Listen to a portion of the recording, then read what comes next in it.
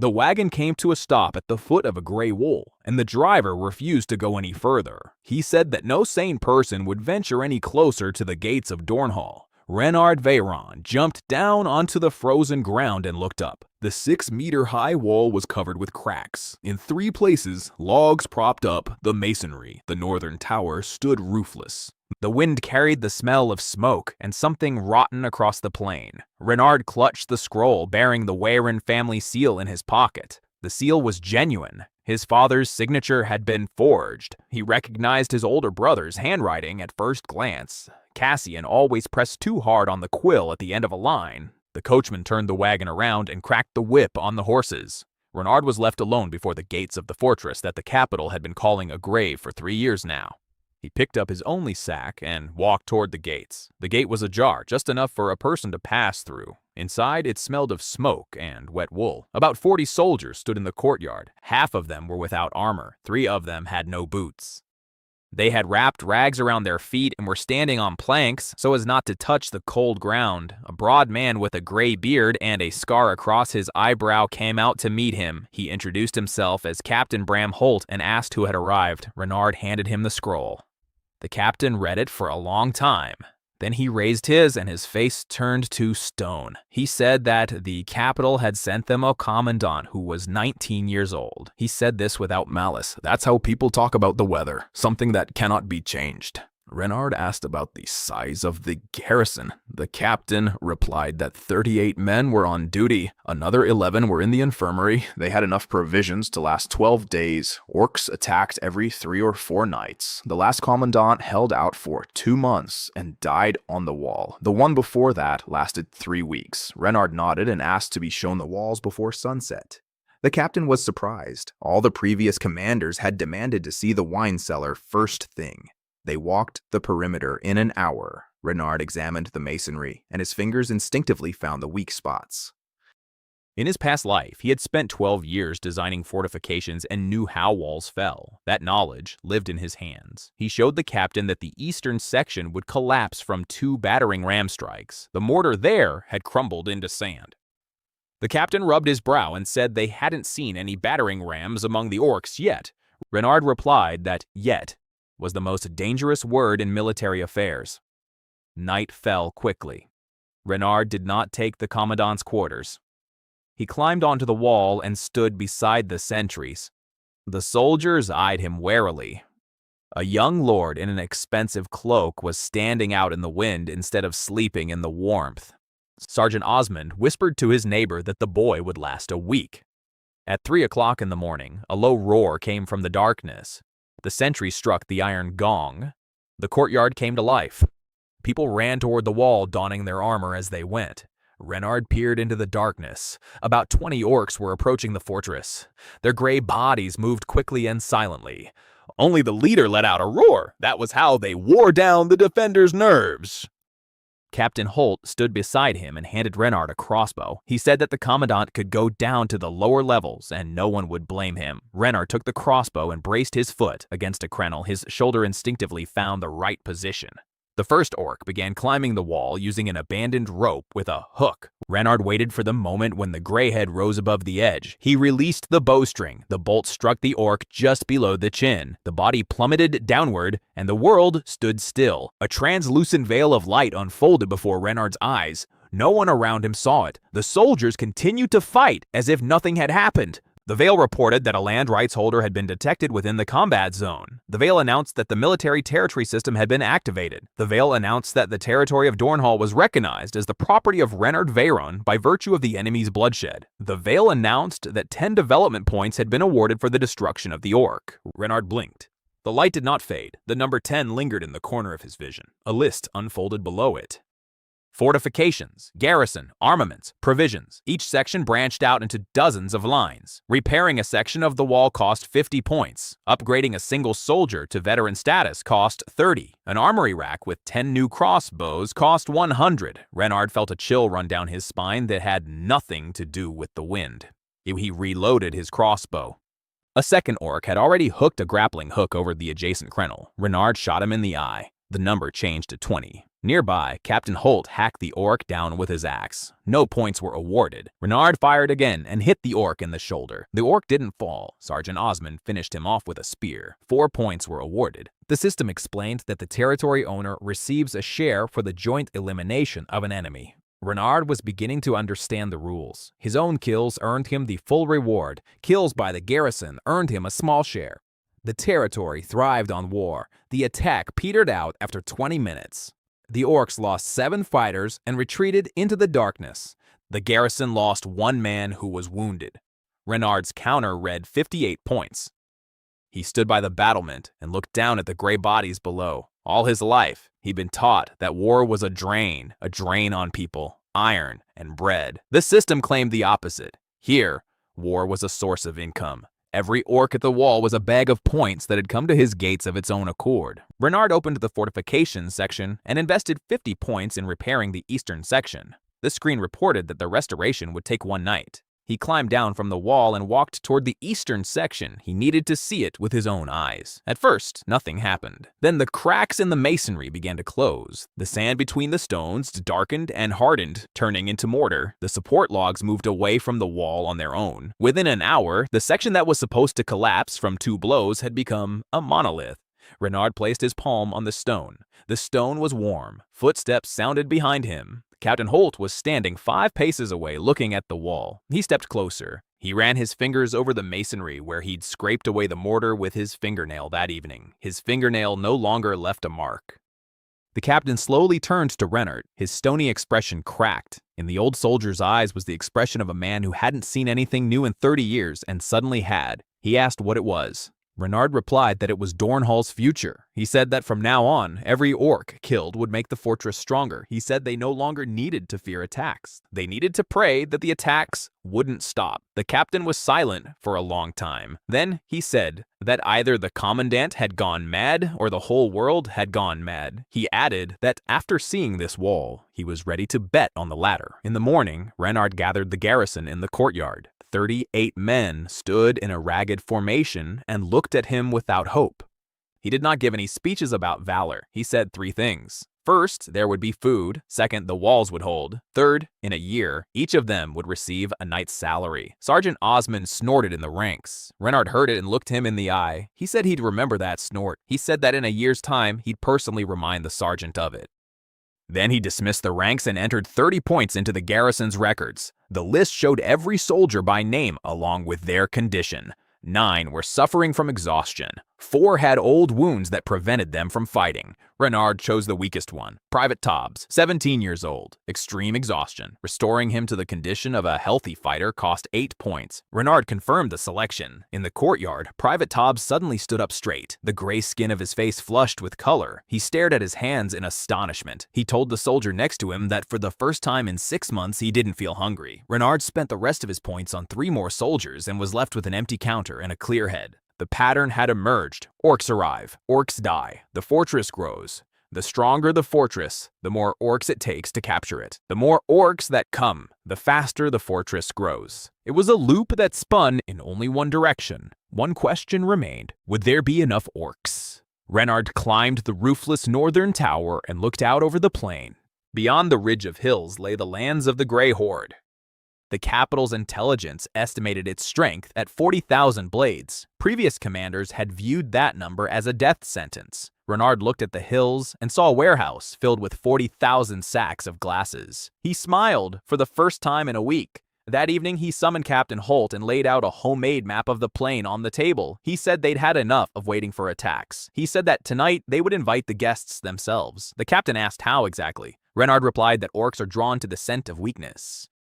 Therefore, the fortress must reek of weakness more than ever before. He ordered half the lights on the walls to be extinguished and the northern gate to be left ajar by the width of a palm. The captain said it was madness. Renard replied that it had been madness to sit within these walls for 3 years, waiting for death. He checked his crossbow and went up to the wall to take his position. The trap worked on the second night. An orc scout had noticed the slightly ajar gate the day before, but the chieftains didn't believe their luck right away. They came to check in large numbers. From the tower, Renard counted about 60 shadows, 3 times as many as a typical raid.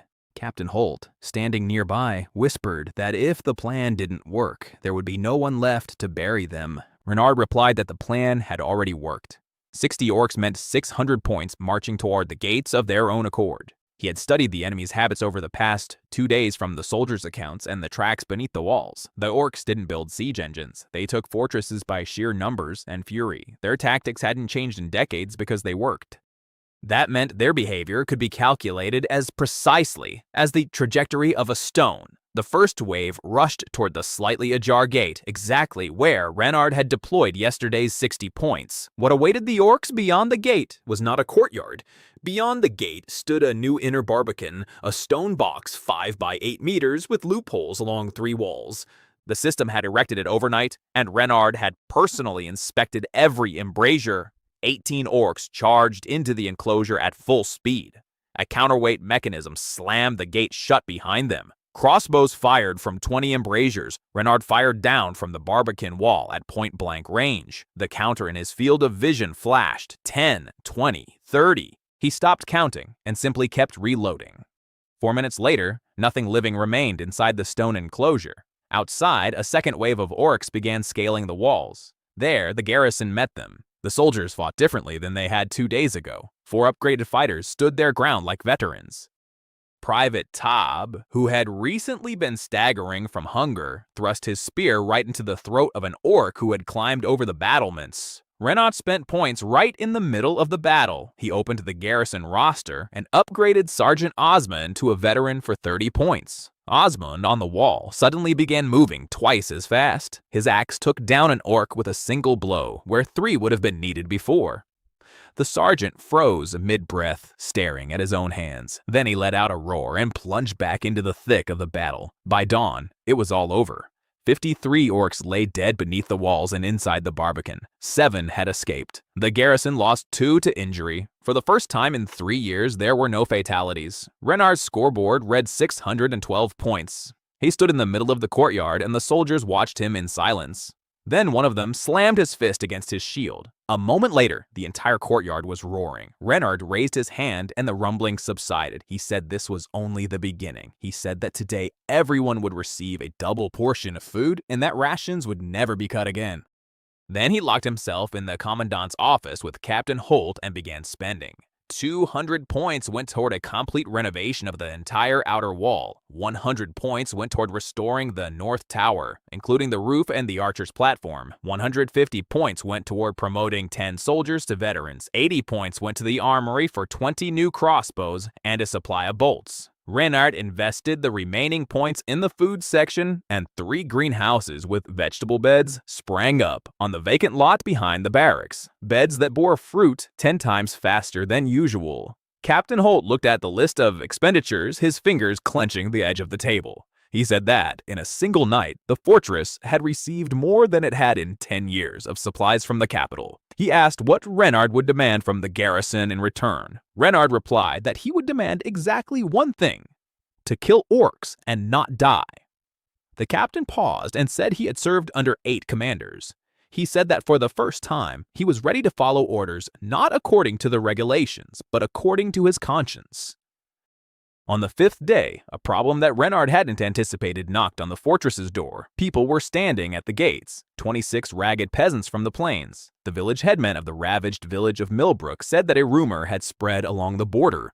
A rumor about a fortress where orcs were defeated rather than buried. He asked to be let inside the walls and promised that his people would work in exchange for food. Captain Holt whispered that there wouldn't be enough provisions for such a crowd. Renard looked at the peasants and saw not just mouths to feed, he saw hands. The system showed that the production and construction sectors required not only points but also workers. Points built greenhouses. People were needed to harvest the crops. He let them all in. He told the village elder that food would be available from the first day and work would be required starting the second. By the end of the week, the greenhouses had yielded their first harvest, and the pantries were no longer frighteningly empty. The smithy gained 2 real blacksmiths from among the refugees. The women took charge of the infirmary. For the first time in years, Dornhall sounded like a living place rather than a garrison crypt. And then the scout Leo returned from the hills and brought bad news that was actually good news. He said that drums were beating in the encampments of the Grey Horde. 7 escaped orcs had brought word of the stone sack. Zug, chieftain of the border clans, declared that he would personally raise the insolent fortress.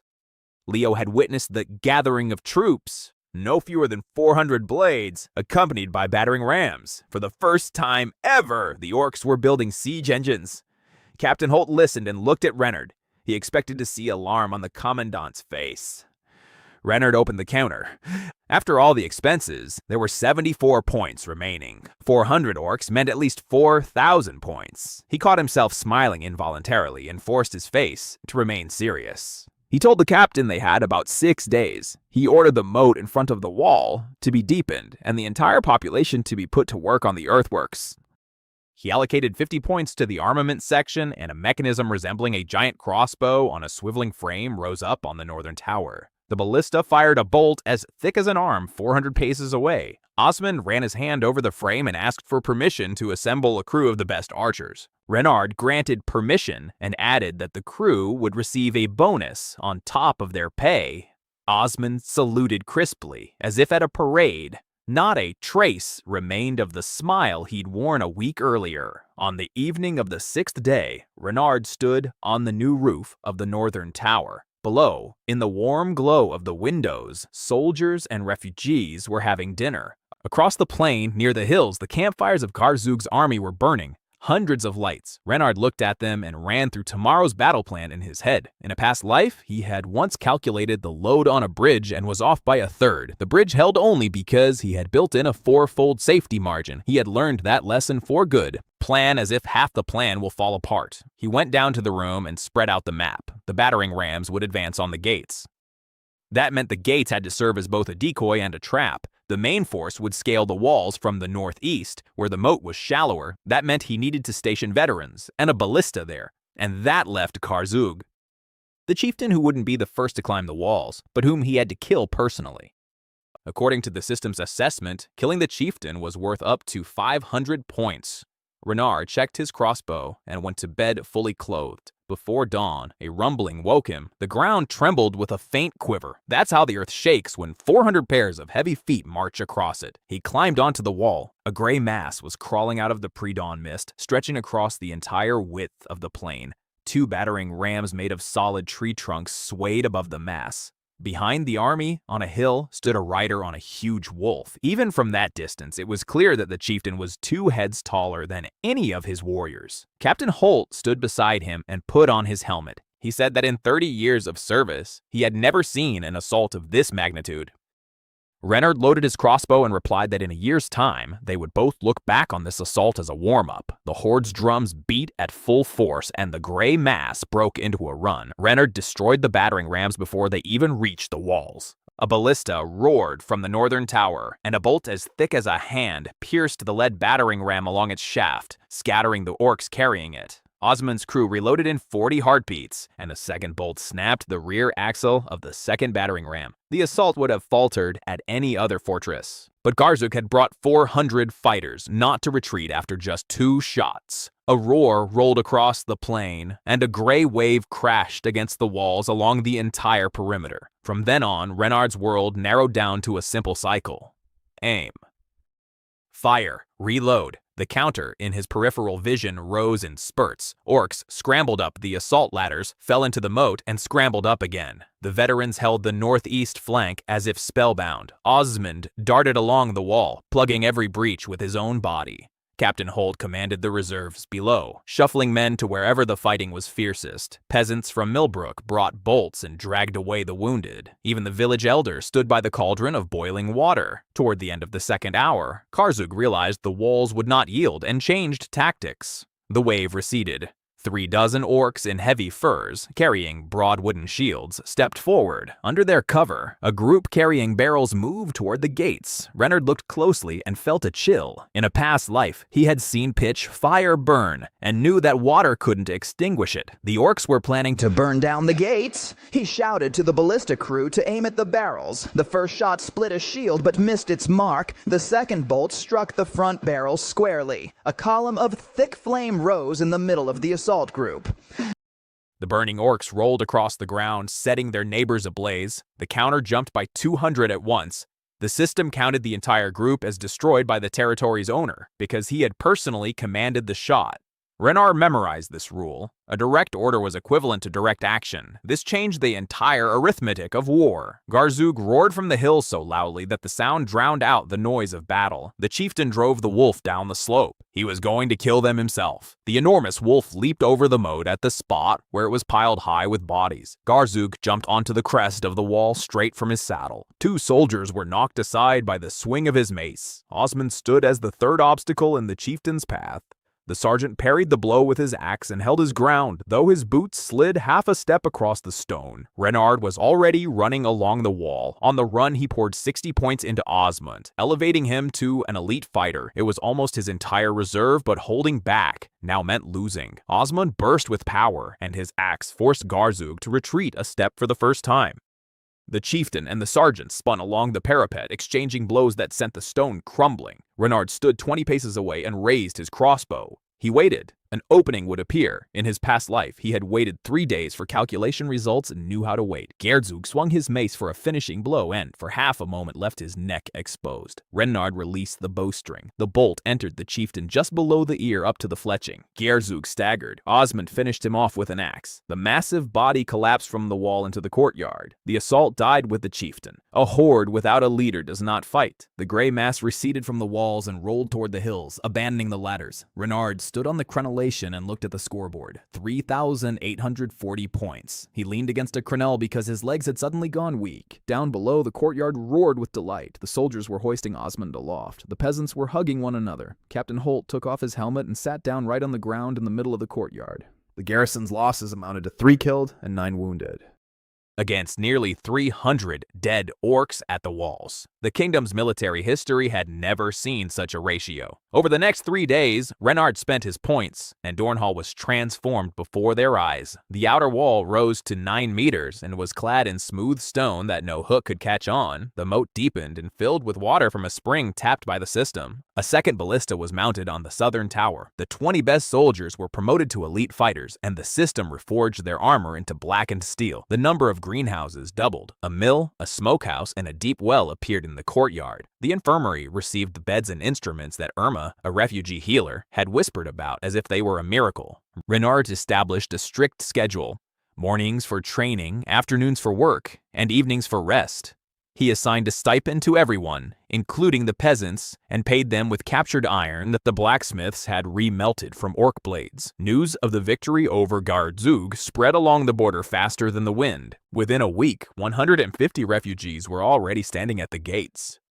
Another week later, 300. It wasn't just peasants who came. An old, retired squad leader arrived and asked to be accepted into the ranks. 2 brothers, hunters with longbows, arrived. A silent man with marks from shackles on his wrists arrived. And after a long look, Renard accepted him as well. The garrison grew to 90 men. The population exceeded 400, and along with this growth came a problem that couldn't be solved with mere numbers: grain. The greenhouses fed the fortress but didn't build up a reserve for the winter. The food distribution records honestly showed that, with the current population, famine would set in by midwinter. The system created garden beds but didn't change the simple math of how many mouths there were to feed. Renard pored over the calculations until midnight. There was only one solution: trade. 40 versts to the south lay the free city of Highbridge, which thrived on reselling anything that moved. They could transport the mountains of captured orc iron that had piled up there. Orc weapon steel was prized by blacksmiths for its malleability. They could bring back grain. The only minor issue remained. The road to Highbridge ran through Baron Mortland's lands, and Baron Mortland was a debtor and friend of Cassian Veron.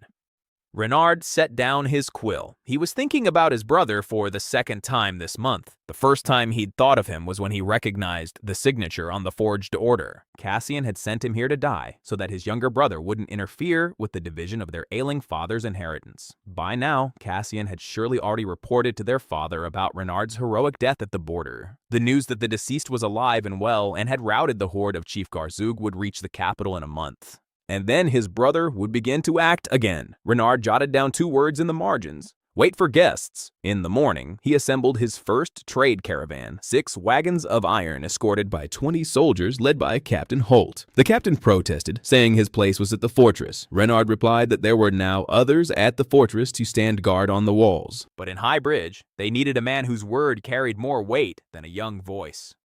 The caravan set off southward in the gray dawn. By noon, the scout Leo had brought a prisoner down from the hills. The young orc, his hands bound, looked on without fear. Through an interpreter from among the refugees, he said he had been sent by the elders of 3 small clans. He said that after Gartsug's death, his lands and herds were being divided among the great clans. The small clans are left with nothing. He spoke a word that the interpreter took a long time to translate, carefully choosing the right meaning. The word meant an offer to serve the strong in exchange for protection of the weak. The court fell silent. The soldiers glared at the orc with hatred. The orcs had killed the relatives of half of them. Renard remained silent for a full minute. The system was silent as well, and then it opened a new branch that hadn't been there before. The section was called Vassal Tribes. Renard looked at this branch and realized that the fortress was ceasing to be a fortress. Fortresses do not accept vassals. States accept vassals. Renard did not give the envoy an answer right away. He ordered that the prisoner be fed and locked in a clean room while he himself went out onto the ramparts to think. The decision regarding the orcs' vassalage could tear the fortress apart from within. People went to Dornhall to kill orcs, not to live with them behind the same walls. But the system displayed figures that could not be dismissed. 3 small clans amounted to 800 souls and 200 hunters. The alliance with the vassal tribes promised, in exchange for the oath sworn, a steady influx of small points from each of their warriors and access to the steppe pastures. Moreover, the vassal clans provided intelligence deep within the horde, something no human spy could ever deliver. Renard gathered everyone in the courtyard. Soldiers, peasants, and craftsmen. He did not issue orders. He explained. He said that the large clans of the horde would devour the small ones and grow stronger. He said that every orc who stood under Dornhall's banner was an orc who would never attack their wall and would even protect it from others. He said he understood their hatred and did not demand love. He demanded pragmatism.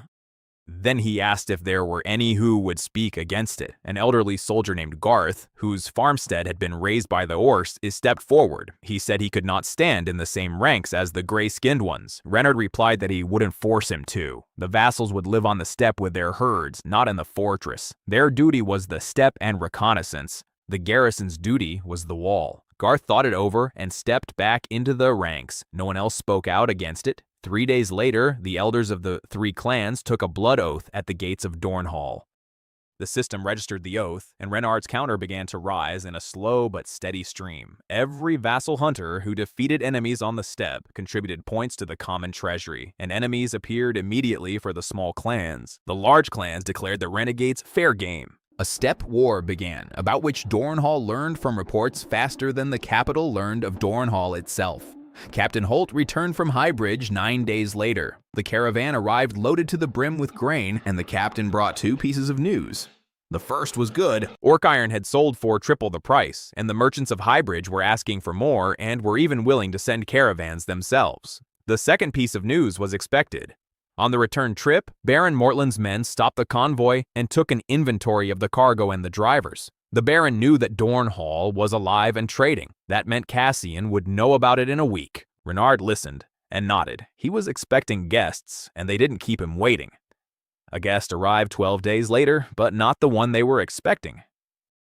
A black carriage bearing the coat of arms of the royal chancellery pulled up to the gates. A gaunt man in a traveling cloak stepped out of the carriage and introduced himself as Baron Tolver, the royal inspector of border territories. He said that the chancellery had received a report of unauthorized fortifications and an illegal gathering of armed men at the border. He said he was authorized to inspect the fortress and, if the violations were confirmed, to remove the commandant. He did not say who had sent the report, but Renard recognized the handwriting even in the retelling. Cassian did not send assassins. He sent the law. Renard threw open the gates for the inspector and led him on a tour of the premises. He showed him the walls, and the inspector said nothing. He showed him the armory and the Elite 100 on the parade ground, and the inspector said nothing. He showed him the greenhouses, the mill, the infirmary, and the school for refugee children that he had opened last week. Baron Tolver remained silent throughout the 2-hour tour. He spoke only in the commandant's office.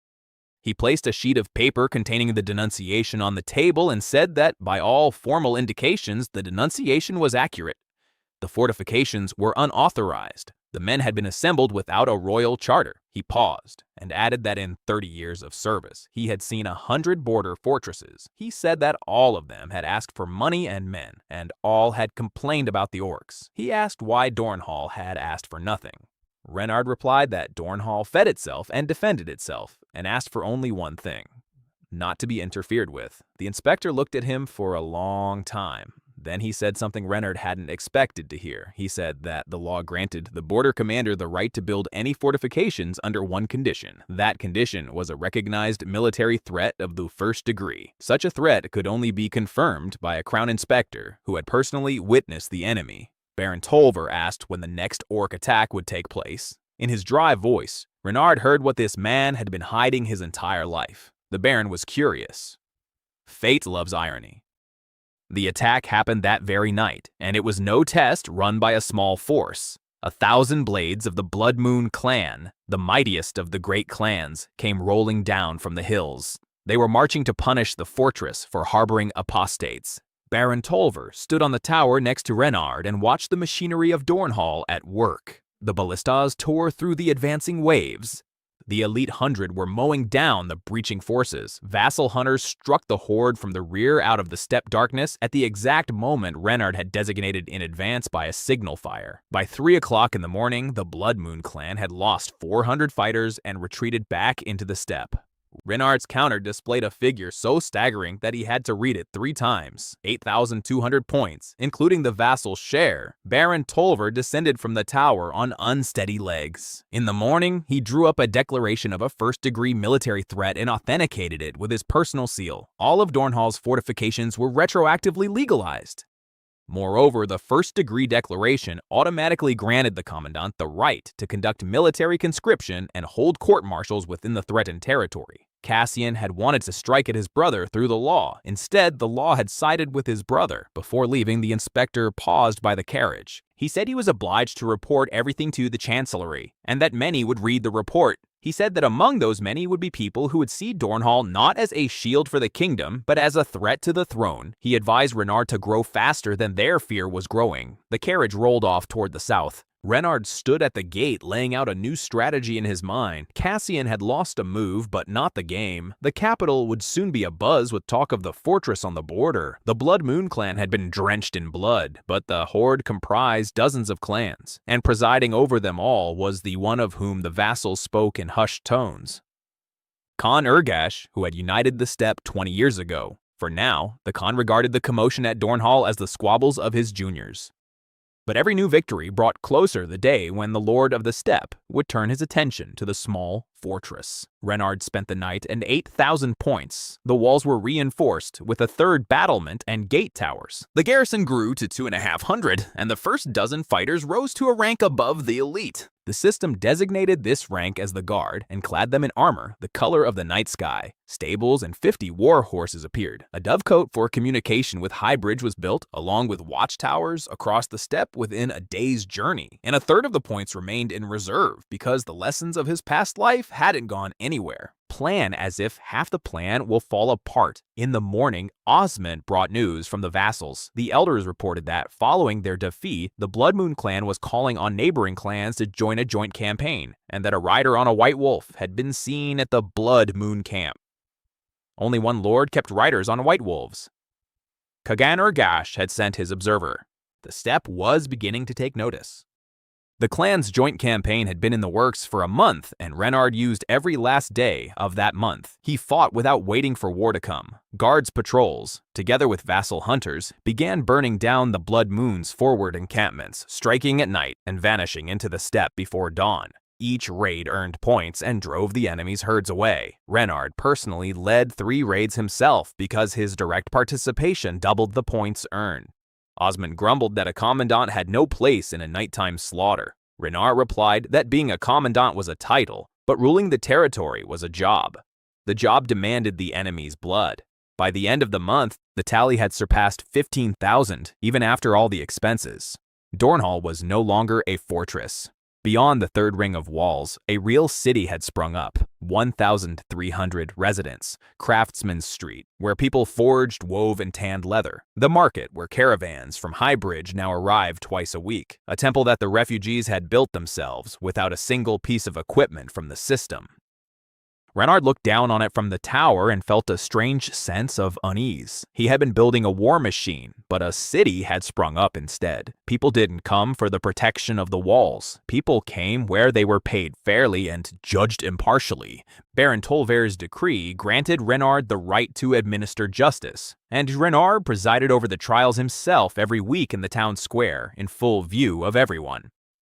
In 1 month, there were 2 cases of theft and 1 of a brawl. For a city of 1,000 souls on the military frontier, that was an unheard of number. The silent man with the marks of shackles turned out to be a former royal investigator, convicted for digging up dirt on the powerful. His name was Vesk. Renard made him head of the city guard, and he was right to do so. And then the month of silence came to an end. Watchtower number 4 lit a signal fire at sunset. The 5th and 6th followed. By midnight, all the towers along the northern arc were ablaze. Leo galloped in, having ridden his horse to exhaustion, and reported the numbers at which the staff table fell silent. The blood moon had brought not neighbors. 9 clans had gathered under its banners. The steppe was marching on Dornhall with an army of 6,000 swordsmen, accompanied by siege towers on wheels and something covered with hides on enormous wagons. The vassal elders recognized the wagons from the description, and their voices faltered. Hidden beneath the hides were the Kagan's catapults. Urgash wasn't merely observing. Urgash had lent his siege power to see what the fortress was truly worth. Renard convened a staff meeting. Captain Holt suggested evacuating the residents to the south before it was too late. Vesk objected, arguing that 6,000 enemies would intercept the column in the steppe and slaughter them. Osmond pounded the table and demanded a counterattack against the catapults that very night. Renard listened to everyone while studying the map.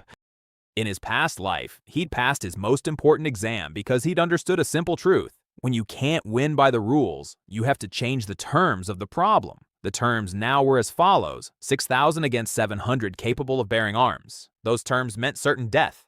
Renard picked up a quill and began to change the conditions. First, he opened to the fortifications section and allocated 6,000 points to what the system called field fortifications. By dawn, the plain in front of the fortress was no longer a plain. Wolf pits, false moats, earthen ramparts cutting the field into corridors. Any path to the walls now led through a passage 100 paces wide, exposed to fire from 3 sides. Second, he sent all the vassal hunters out onto the steppe, not to fight, but to set it ablaze. The dry autumn steppe behind the advancing horde was to burst into flames at the appointed hour, cutting off their supply lines in their retreat. Third, he summoned Vesk and gave him an order that made the former interrogator raise an eyebrow. Renard ordered him to spread a rumor among the prisoners and, through them, into the horde.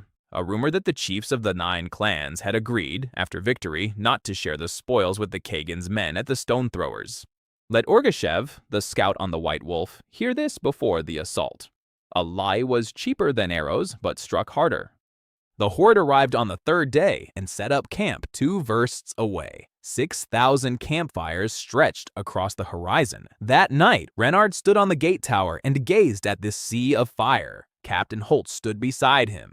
The old soldier was silent for a long time, then said that for 30 years he had considered himself a man who had seen it all. He said that, standing next to Renard, he felt like a recruit every week. He asked whether the commandant believed in victory or was just putting on a show for the garrison. Renard answered honestly. He said he had calculated everything that could be calculated and built in a margin for everything that couldn't be calculated. He said that might not be enough. And then he said that there were 60,000 enemy units standing beneath the walls, and he intended to take them all down. The captain laughed hoarsely for the first time in a month. The assault began at dawn with the howl of thousands of throats, and right away, it didn't go the way the leaders had wanted. The siege towers got bogged down in the false moats. The columns became entangled in the corridors between the ramparts, and the corridors turned into slaughterhouses. The ballistas fired along the battlements without aiming, because it was impossible to miss. Renard's counter spun like a windmill in a storm. The Kagan's catapults fired from maximum range, and the very first stone knocked down the corner of the southern tower. Renard had been expecting this. Osmond's half-hundred of the guard emerged through a secret exit gate built into the third rampart during construction. The half-Sotnia passed through a step ravine that Renard had ordered left untouched when the trenches were dug, specifically for this very moment. They cut down the catapult operators, set the machines ablaze, and withdrew before the horde could deploy its defensive line, and at noon, smoke began to rise on the horizon behind the horde. A step fire stretched like a wall from south to north, and the wind, which Renard had chosen based on omens 3 days earlier, drove the flames toward the enemy camp, and then Vesk's intuition proved correct. The Kagan's observer, upon seeing the burning catapults, announced to the chieftains that the conspiracy against Urga had been proven, and led his 1,000 men out of the battle straight through the inferno. The 9 clans wavered, the assault dissolved into a retreat, and the retreat into a stampede through the corridors of death under a hail of arrows from the ramparts. By sunset, it was all over. Renard stood on the wall, blackened by soot, and looked at the number the system had displayed in the center of his vision, more solemnly than ever before. 52,000 points. Below it, a message he hadn't requested was flashing. The system reported that the territory of Dornhall had fulfilled the conditions for transformation. Population size, military strength, recognition by enemies, and recognition by the crown had all reached the threshold. The system proposed transforming the military territory into a military state with the introduction of sections on laws, taxes, armies, and diplomacy. Renard stared at the word state and was in no hurry to confirm. He went down to the courtyard, where the living embraced the living, and counted the dead. The fortress had paid for the victory with 29 lives, and he knew each one by name. He walked along the row of bodies, covered with cloaks, and paused at each one. Then he climbed the tower and confirmed the transformation, not for the sake of the word state, but so that the next row of bodies covered by cloaks would be shorter. The system branched out with new limbs like a tree in spring. And at the very edge of his vision, a line appeared that made Renard's back slowly straighten. The system reported an event outside the territory. Kagan Orgash had announced a grand gathering of the horde. All the clans of the steppe were summoned under the Lord's banner. The reason for the gathering was summed up in a single word: Dornhall. And that very evening, a pigeon from Highbridge brought a letter from the local trade elder. The chief wrote that a capital-bound motorcade bearing the coat of arms of the Veyron House had passed through the city on its way north. The motorcade was carrying the royal commissioner for the border territories, who had been appointed 2 weeks earlier. The commissioner's name was Cassian Viron. A brother was traveling to meet his brother. The steppes stretched out on one side. The capital approached from the other. Renard folded the letter and looked north, then south. He told Holt, who was standing nearby, that the respite had ended before it had even begun. He ordered that at dawn they begin building something that no one had ever built on this border before. He ordered the building of the state's army. Cassian Veyron's motorcade appeared on the southern road 11 days later. Renard watched from the gate tower as the lacquered carriages and 50 horsemen of the capital's escort, clad in polished armor, approached. The escort was beautiful and useless. Vesk, standing nearby, dryly remarked that such armor was good for parades and funerals. Renard ordered the gates to be opened and the envoy to be received with full ceremonial honors. He had no intention of giving his brother even a single formal pretext. Cassian stepped out of the carriage, and for the first time in 6 months, Renard saw his face. His brother had aged. Wrinkles had settled around his eyes that hadn't been there in the spring. Cassian had expected to see a grave, but found a city instead. He had expected to see a broken boy, but standing before him was a commandant in blackened steel, behind whom a guard as dark as the night sky stood at attention. Cassian smiled with a composed, capital city smile and said he was happy to see his younger brother in good health. He said the whole family had been praying for him.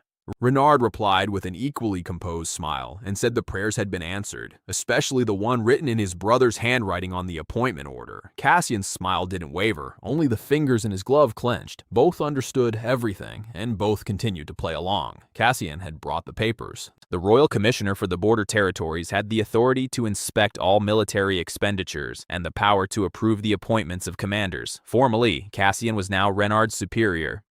He took up residence in the finest house in town, overlooking the square, and set to work. His work looked like this. He requested reports on everything: the number of soldiers, the warehouses, the sources of iron for the forges, and the origin of the fortress walls that had not been built by the kingdom. Each report was sent by courier to the capital. Cassian wasn't looking for the truth. He was gathering information. Renard's reports were as precise as blueprints. There wasn't a word in them about the system.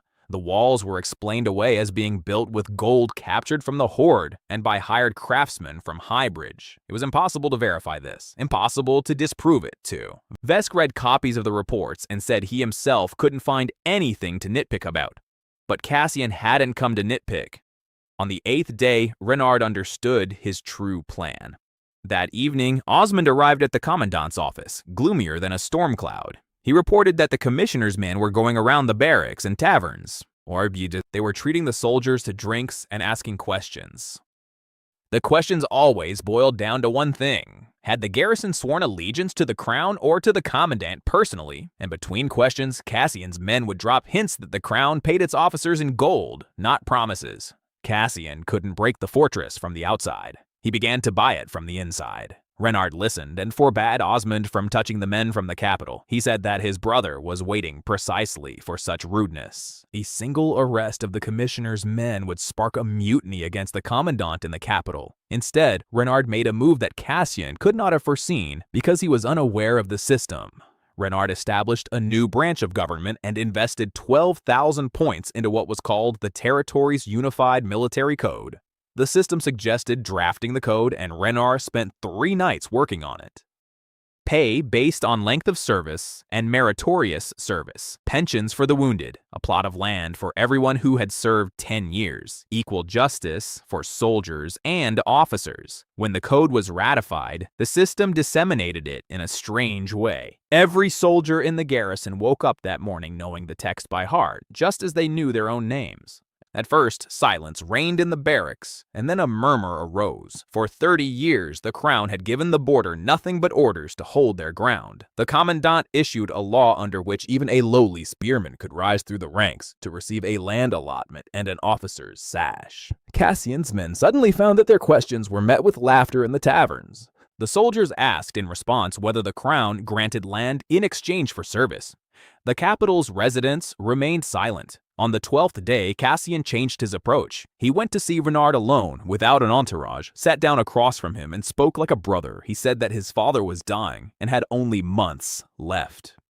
He said that in the capital, Renard was considered a threat, and that only he, Cassian, was keeping the chancellery from making harsh decisions. He proposed a deal. Renard would hand over the fortress to the crown, receive a title and a wealthy estate in the south, and return to his family as a hero. Cassian spoke gently, reasonably, and almost sincerely. Renard listened and recalled how at the age of 14, that same voice had just as gently explained to their father that the youngest son had broken the family sword, which Cassian himself had actually broken. He replied quietly. He said that the estate in the south was just as much a grave as Dornhall had been half a year ago, only with a garden. He said he held no grudge over the forged order. His brother had wanted to eliminate a rival and had done so, but now Renard had 1,300 men behind him who were alive only because he was here.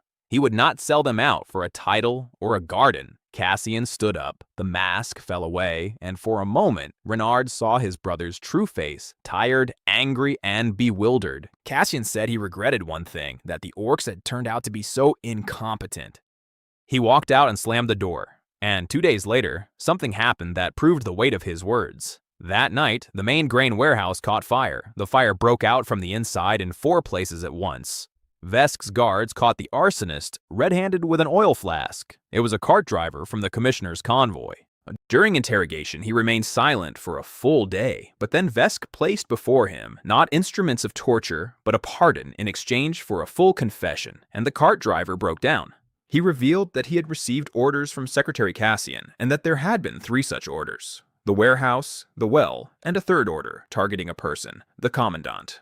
Vesk brought the report to Renard just after midnight. The former investigator said that with such a report, the secretary could be arrested, but not the commissioner. Cassian would claim that the secretary acted on his own, and the capital would believe the coat of arms rather than the cart driver's confession. Renard stared at the report for a long time. The grain had been saved by the greenhouses and the reserve pits.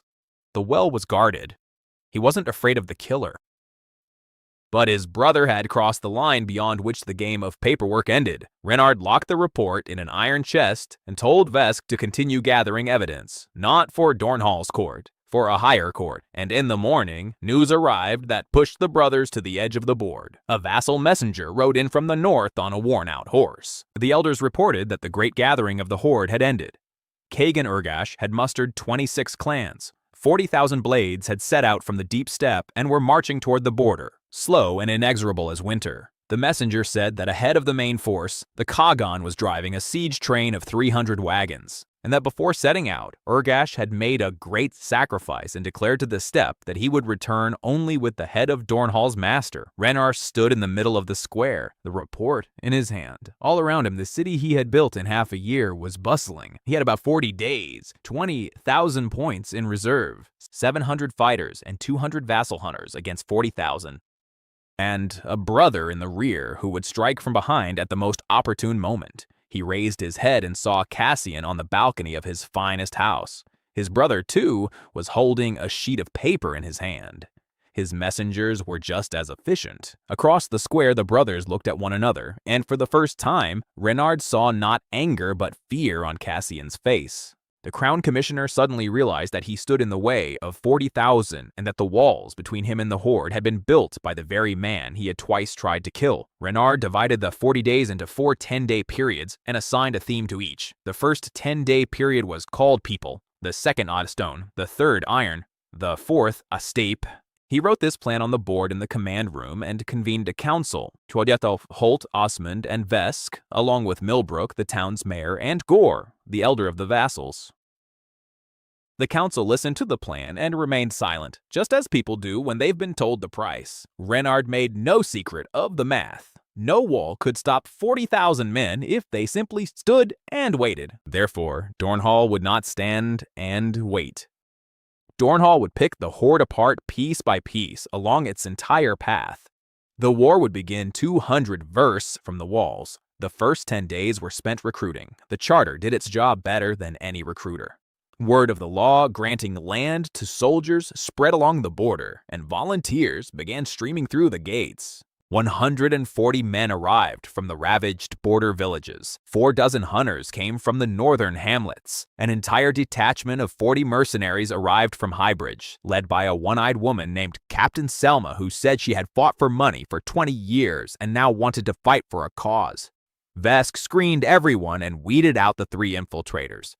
Renard invested 9,000 points in accelerated training, and by the end of the 10-day training period, the recruits moved like veterans with a year of experience. Dornhall's army had grown to 1,100 swords. Against 40,000, that was still nothing.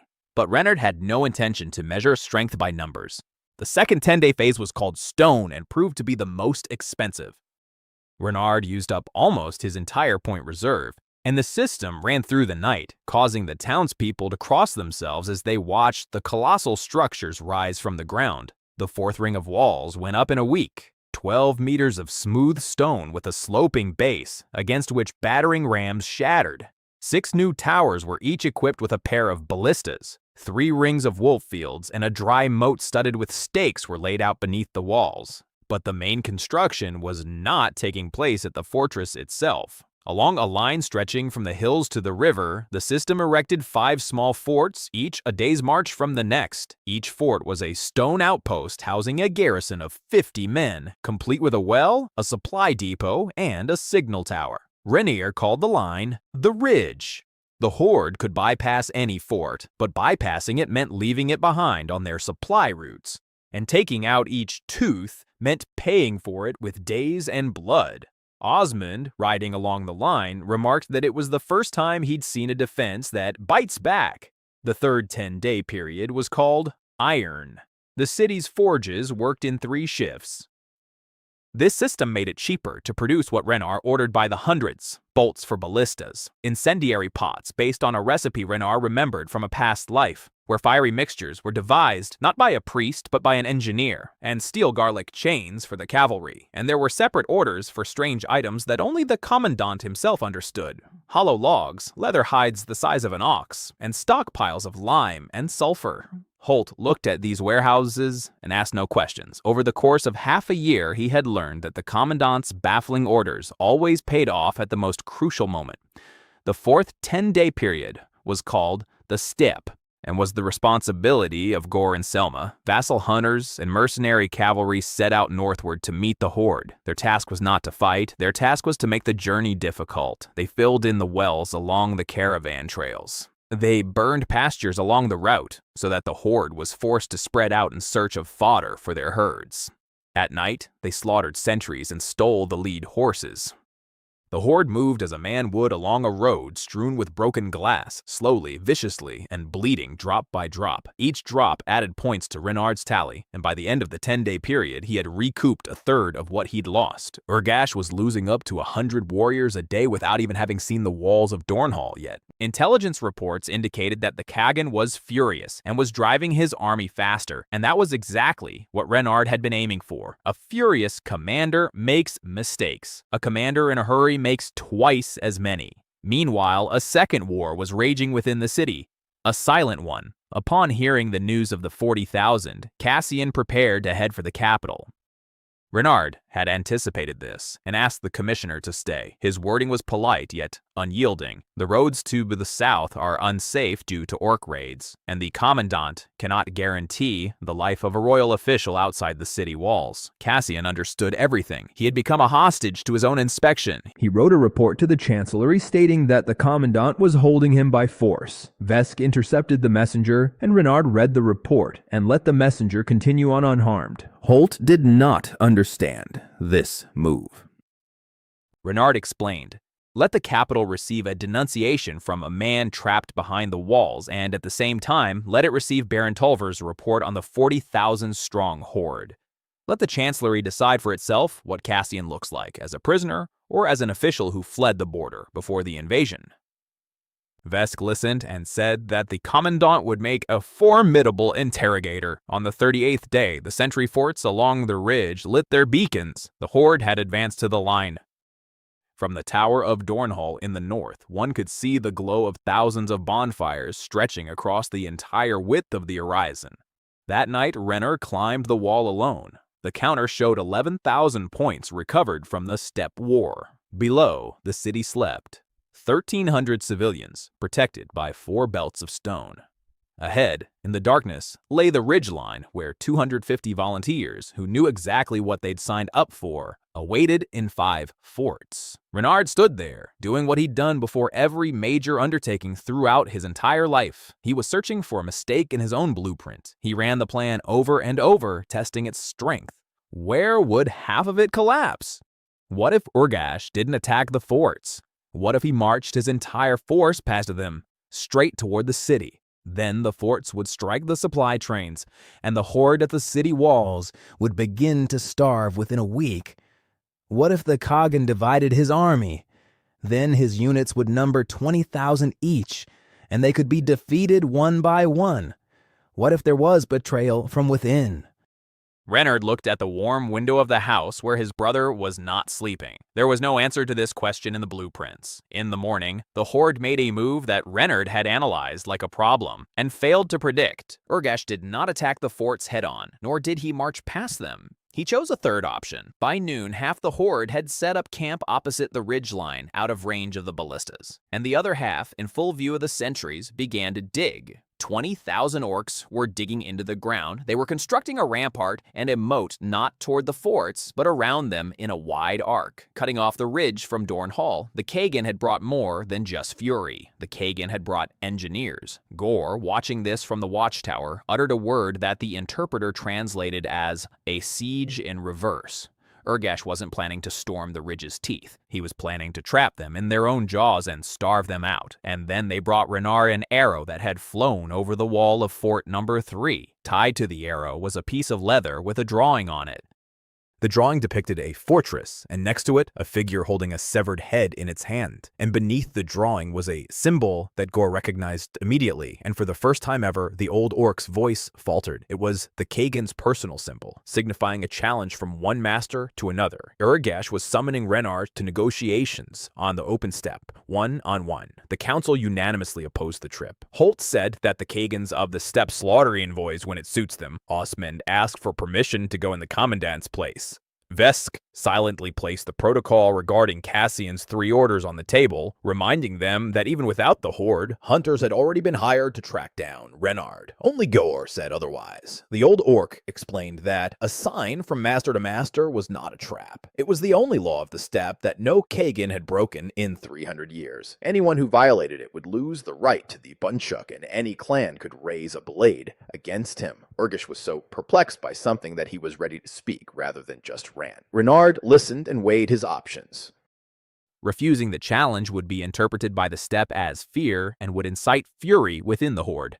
Accepting it would give him something no spy could ever provide, the chance to look the enemy in the eye. He set out.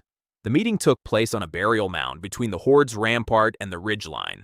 Renard arrived with a single Gore serving as an interpreter. Urgash came on foot with a single standard bearer. The Kagan turned out to be older than Renard had thought. A graying mane, scars from old wars, and eyes that were not the eyes of a beast. They were the eyes of a ruler. Urgash spoke the language of men himself, without an interpreter, and the first thing he said was that he had studied the enemy's language for 40 years, because you cannot defeat someone you do not understand. Then, he asked the question for which he had summoned Renard. He asked how Renard had done it. The Kagan listed the details calmly, like a merchant listing his wares, walls rising overnight, soldiers becoming veterans in a week, small clans betraying the steppe for the sake of a stranger. Urgash said he had lived through 60 winters and knew all forms of power.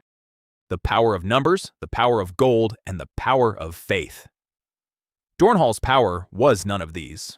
Renard answered with exactly half the truth. He said that the land had recognized him as its master and paid him for its protection.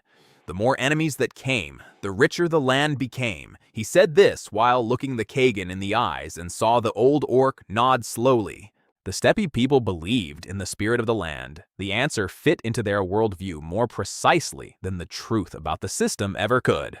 Urgash paused and made an offer that took Gore's breath away. The Kagan offered Renard a place at his right stirrup. He said he was old, and that after his death the 26 clans would be at each other's throats. He said he had seen the walls of Dornhall and realized that the age of the stone people was replacing the age of the horsemen. He offered Renard the steppe and the horde as an inheritance through a blood oath of brotherhood. In return, Dornhall would open its gates and recognize the Kagan's banner until his death. Renard stood on the burial mound and the world around him was very quiet. He was being offered 40,000 blades and half the steppe. There was only one price: open gates. He recalled the row of bodies beneath the cloaks after the last assault. Open gates meant that the fate of everyone in the city would depend on the word of a single old man, and on whether that old man himself would survive. Renard replied respectfully and refused. He said he could not accept an inheritance gained by burning his people's villages, but he offered something else: peace along the ridge's border, trade in steel and grain for livestock and hides, and a court on the burial mound to settle disputes between the steppe and the rock. Urgash listened to the end. Then he said he had expected such an answer and respected it, and that he was now obliged to kill Renard because the steppe was already pregnant with a second Dornhall, and if the first was not burned out, in 10 years the stone cities would devour the steppe. He said this without malice, just as a surgeon speaks of an operation he must perform. They bowed to each other and went their separate ways. What? On the way back, Gore was silent for a long time, and then he said that he had witnessed something great. Two masters had spoken the truth to one another, and neither had lied. Such a thing would be remembered for a long time on the steppe. The assault on the ridge began at dawn on the third day, and Urgash led it as an engineer. There were no outbursts of rage. The siege engines pounded Fort Number 3 from dawn to dusk, methodically demolishing the battlements. Under cover of the shelling, the Horde's sappers drove covered trenches toward the moat. By nightfall, the trenches had crept up to the stakes. Renard watched this from the fort's watchtower, where he had broken through with 100 guards via a steppe ravine, and realized that for the first time he was facing an equal in intellect, but with 10 times the force. Fort Number 3 would have fallen in 2 days. That is why Renard surrendered it in 1. That night, the fort's garrison escaped through an underground passage that the system had dug in advance to a neighboring ravine. And in the fort's cellars, they left behind some gifts. Barrels of lime and sulfur with slow-burning fuses, and those very hollow logs stuffed with a flammable mixture. In the morning, the Horde took the empty walls and surged inside in search of loot. Fort Number 3 was blown to smithereens, along with 600 of the Kagan's best sappers. Renard's counter jumped by 9,000 at once. The system registered the trap as a direct action by the master because he had lit the fuses himself. Urgash responded an hour later, and his response was terrifying. The Horde abandoned siege tactics and advanced on Forts 2 and 4 in a solid mass, regardless of casualties. The Kagan was trading blood for time. He realized he had less time than blood left. For 2 days, the ridgeline burned. Forts 2 and 4 ground down the waves as long as they had ammunition, and then the garrisons retreated through the underground passages, leaving the fire behind them. Each fort cost the Horde 1,500 men, and each fell only after being emptied. By the third day, only Forts 1 and 5 remained at the ends of the ridgeline, and Renard ordered them to be abandoned as well. The men on the ridge had accomplished more than he had dared to include in his plans. The Horde lost nearly 5,000 men at the line, and, more importantly, lost 8 days. And according to Renard's calculations, 10 days would have meant starvation for the Horde. The Kagan supply trains marched across the scorched steppe, and vassal hunters raided them every night. On the morning of the 9th day, the Horde arrayed itself beneath the walls of Dornhall, stretching across the full width of the plain. Renard looked out from the gate tower at the sea of enemies and saw more than just banners. He saw emaciated horses. He saw that fewer campfires were burning in the evening than one would expect for such an army. Urgash had brought 34,000 men to the walls, and his army was beginning to starve. The Kagan had to take the city within 2 weeks or leave empty-handed, and that very night, the silent war within the city erupted. Vesk roused Renard shortly after midnight. Guards on the southern wall apprehended a man who was lowering a wax-sealed tube over the wall on a rope. Inside the tube lay a drawing, a detailed map of the fourth belt, marked with all the blind spots of the ballistae and bearing a rune indicating an underground passage from the citadel, a passage known to only 5 people in the city. The man with the rope was a scribe from the commissioner's entourage. This time, Cassian hadn't ordered a warehouse or a well. Cassian was selling the city to the Horde to buy his own life from them. Vesk asked what to do. According to wartime regulations, such an act warranted immediate execution by hanging, regardless of one's coat of arms. Renard stood over the blueprint. Inside, it was cold and empty. He ordered that the secretary and the entire entourage be taken away quietly before dawn. As for the commissioner himself, he was to be left alone, and the outer guard at his house was to be doubled. He said that his brother would not be judged by the noose, and his brother would be judged by what was approaching the walls. And he added in a whisper that, as of that night, the underground passage no longer led where the blueprint indicated. The system had been warned first. Urgash's great assault began not at dawn, but in the dead of night before it, when the sentry's sleep was deepest. 300 machines struck at once, and the sky above Dornhall roared with stones. Kagan did not target open areas. His gunners had spent 8 days at the rampart learning to aim, and the stones rained down on the towers and the ballista emplacements. Renard lost 2 ballistas in the very first hour and learned his lesson. You cannot fight an engineer with stationary iron. He opened the armaments section and paid for what the system referred to as mobile platforms. By noon, the surviving ballistas were mounted on wheeled frames and changed position after every 3 shots. The Horde's gunners were now firing at yesterday's positions. The first 3 days of the assault merged into one long day. The horde advanced in shifts around the clock, overwhelming the defenders with sheer numbers until they were exhausted. Wave after wave swept across the fields of death, littering them with bodies, and the next waves followed, using the corpses as a bridge. The walls held. The guards slept in 3-hour shifts right in the towers.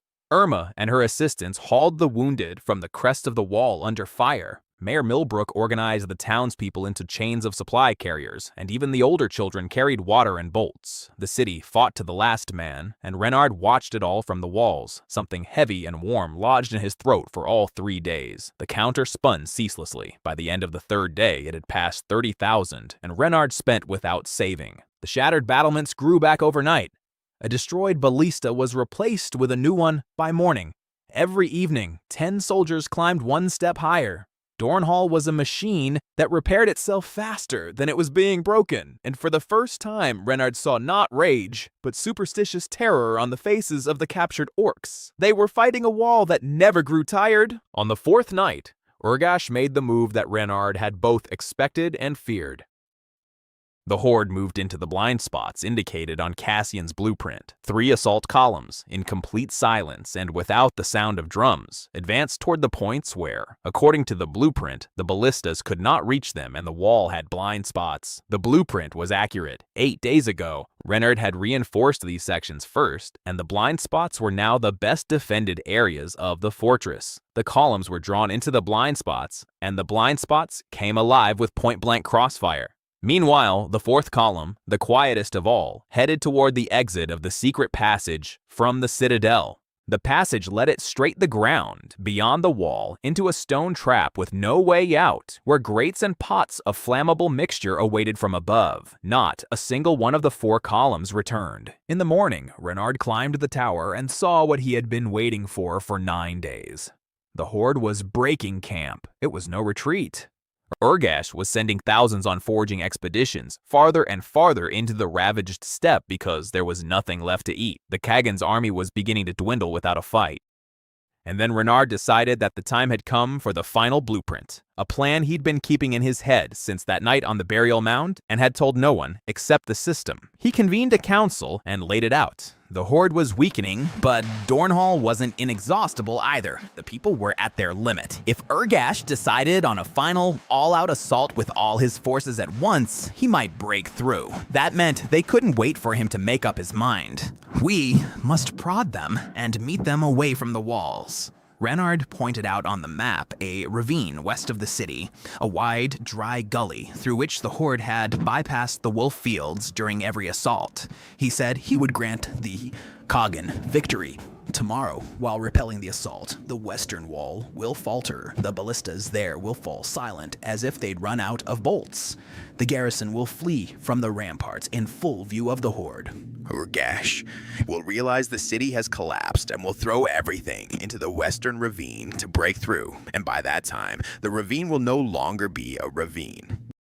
For 3 nights, the system, commissioned by Renard, had been constructing beneath the riverbed what he called a term from a past life, a reservoir. 2 weeks of rain and the spring in the ravine had filled the underground cavity with water. The sluice gate held the pressure. Osmund, looking at the blueprint, asked quietly if there would be enough water for such a riverbed. Renard replied that he'd checked the calculations 3 times and built in a margin. Holt asked what would happen if the Kagan didn't believe the river was weak. Renard replied that Urgash would believe it because hunger was already doing the believing for him. On the morning of the 10th day, the charade was staged. The western wall shook exactly as scripted. The ballistae fell silent. Figures began running from the crest. Renard stood on the far tower, looking through his spyglass at the Kagan's hill, and saw that Urgash remained motionless for a long time. The old engineer didn't trust gifts, but behind the Kagan stood 30,000 hungry men, and they were already roaring in anticipation of the city.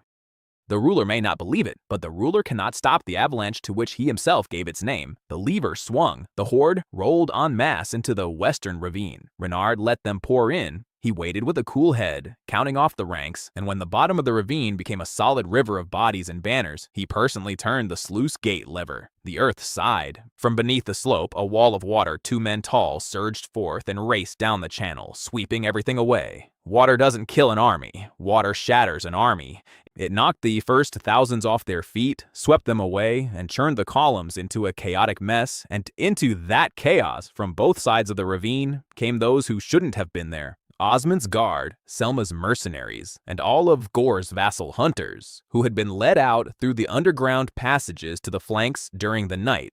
And from the front, the gates were breached, and Renard himself led the heavy cavalry head-on into the crushed horde. What followed was no longer a battle. What followed was a collapse. An army that has been thrown into disarray and attacked from 3 sides ceases to be an army within minutes. The clans crumbled one after another and fled into the steppe, abandoning their banners. The swarm in the corner of Renard's vision turned into a blur that he stopped registering. He searched the chaos for one thing, a white mane. He found Urgash by the broken riverbed. The Kagan stood knee-deep in water with his back to a boulder. His fallen guards lay all around him, and he held an axe with both hands. Yet there was no despair on his face. Renard dismounted and gestured for him not to intervene. He approached within 10 paces and said that the peace proposal regarding the border was still on the table. Urgash smiled through his broken mouth. He replied that a Kagan who had lost to the Stone City was already dead to the steppe, and that it was better to die by the hand of an equal than by the knives of his own men. He asked for only one thing, to tell the steppe that Urgash had seen the future before anyone else, and he raised his axe. It was an honorable fight, and it was brief. The Kagan was great but old and battered, while Renard was young and unblemished, and behind him stood the system that had imbued his body with the points earned from 3 great wars. The blade struck true, and Urgash died standing, just as he had wished. The system credited 10,000 points for the Kagan, and Renard felt nothing but a sense of heaviness. He closed the old man's eyes and ordered him to be buried on the burial mound of negotiations with a banner and an axe, according to the custom of the steppe. By sunset, it was all over. Of the 34,000 who had gone out into the steppe, fewer than 10 remained. Dornhall had paid for the victory with 83 lives, and Renard once again stood by the row of bodies covered with cloaks, standing by each one in turn. The counter read 91,000 points. The number brought no joy, it simply was. And the next morning, the capital knocked at the gates. A patrol brought in a messenger from the Chancellery who had been intercepted on the southern road, carrying a package sealed with 3 seals. Renard opened the package in the presence of Vesk and Holt. The Chancellery ordered Commissioner Cassian Veyron to report to the capital immediately, and Commandant Renard Veyron was ordered to accompany him. At the bottom was a postscript that made Vesk whistle. His Majesty personally wished to see the man who had stopped the horde, and the second line was written in smaller print. The House of Veyron announced that the head of the house was on his deathbed and urged both sons to say their goodbyes. Renard held the sheet and looked out the window to the south. The steppe behind him was burning out. Alarmingly larger challenges lay ahead. The capital, the throne, his dying father, and the brother he would personally escort there, along with the iron chest containing the protocols. He had told Holt to take control of the city. He had told Vesk to prepare for the journey and take the chest, and he went to the house, with double the usual guard, to tell his brother that they were going home. The journey to the capital took 16 days, and for all 16 days, the brothers traveled in the same procession without exchanging a single word beyond what was strictly necessary. Renard took 50 guards with him, along with Vesk and the chest. As for Osmond, it was impossible to persuade him to stay. Cassian rode in his own carriage under the courteous guard, which was called an escort, but was, in fact, a convoy. The capital greeted them in a way Renard hadn't expected. 3 versts from the gates, people lined the road. News of the horde's defeat had spread faster than the procession and had taken on a life of its own along the way. People wanted to see the commander from the border. Some shouted cheers, others simply watched. Osmond rode with his stirrups clinking and grumbled that even the air in the capital was thick. Renard looked at the city where he had grown up and did not feel as though he were returning home. Home lay 16 days' journey to the north. The king was not his first priority, his father was. The Veyron ancestral home smelled of medicine and wax. Lord Alder Veyron lay in the bedroom where, as a child, Renard had been afraid of the heavy drapes and was now lighter than his own shadow. But the old man's eyes were clear. He had sent everyone away, even the physician, and gazed at his youngest son for a long time. Then he said he knew about the order. He had been informed back in the fall, but he had already been too weak to intervene and too cowardly to believe it. He did not ask for forgiveness. He asked if it were true that his youngest son had built on the border what the entire capital was talking about. Renard told him, not systematically, but without lies, about the walls and the people and the ridge and the water in the ravine and how they buried their own. The old man listened without interrupting, and at the end he said something strange. He said that all his life he had considered the title and the land to be his inheritance, and he had been wrong. An inheritance is what a person leaves behind of himself. He ordered that the notary be summoned to the house and, in the presence of witnesses, dictated his last will and testament. Renard was declared the head of the Veyron household. Cassian was to receive the southern estate and a stipend. That same night, Lord Alder died in his sleep, and Renard sat by his bed until morning, wondering if he had ever managed to decide whether he had forgiven this man or not. The audience with the king took place on the 4th day after the funeral. King Edwald turned out to be a man of about 50 with weary, attentive eyes. He spoke little but listened in the way that only very intelligent or very dangerous people do. Renard reported on the war in a dry military manner. The king asked 7 questions, and all 7 were precise. About casualties, about supplies, about the vassal orcs, about whom the garrison had sworn allegiance to. At the last question, the atmosphere in the hall grew tense. Renard replied that the garrison had sworn to defend the kingdom's border and that he was the one holding the border. The king paused and turned to the matter at hand. He said that the chancellery was proposing 2 solutions. The first was to send royal troops and a royal commandant to Dornhall and to elevate the hero of the border to a position at court. The second was to acknowledge what had happened and legalize it.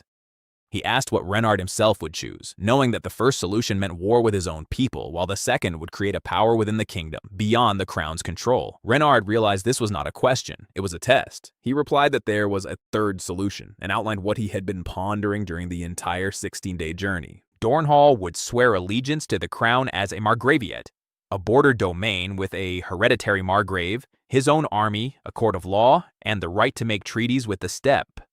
The margraviate defends the border at its own expense, without asking the treasury for a single coin. In return, the crown recognizes Dornhall's charter and does not send troops north of the river. And so that the throne need not fear the north, the margraviate provides a hostage of honor. The margrave's heir is raised at the king's court. The king listened, and in his weary eyes, Renard saw for the first time a spark of genuine interest. Edwald said that young Veyron had just recounted to him the treaty by which, 300 years ago, his ancestors had ended the war of the mountain clans. He asked if Renard had read the chronicles.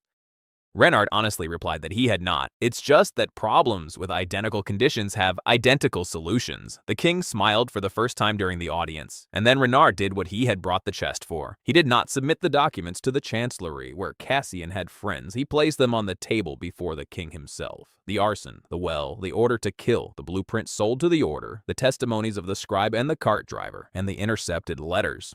He said that, as head of the house of Veyron, he had the right to judge a relative according to the house's laws, but since the matter concerned treason against the crown, the king must decide. Edwald read for a long time. Then he asked what Renard himself wanted, the noose for his brother. Renard replied, no. He said that Cassian's death would make him a victim and brand the house of Veyron, and he would have to live with that house. He asked for something else. Truth in exile. Let the trial be closed but fair, and let the sentence be confinement in a monastery of strict observance on a distant southern island. For life. Without a title and without correspondence. The king looked at him with a strange, lingering gaze and said that the young margrave was more merciful than he himself would have been. And he signed the order. Cassian was taken away that same evening quietly, without heralds. Renard came to see his brother in his cell before the escort. Cassian was sitting on a bench, radiating the calm of a house that had fallen into ruin. He asked why his younger brother had come.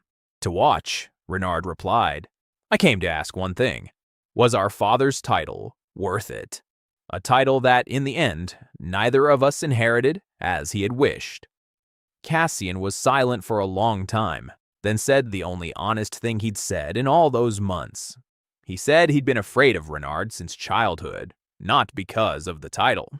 It was simply that his younger brother had always looked at anything and seen how it worked, while Cassian saw only how it looked.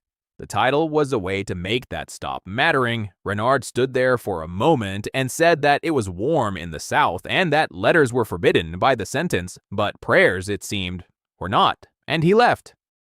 A week later, in the throne room before the entire court, King Edwald signed the Charter of the Northern March and accepted the oath of Margrave Renard Veyron, the first to bear that name.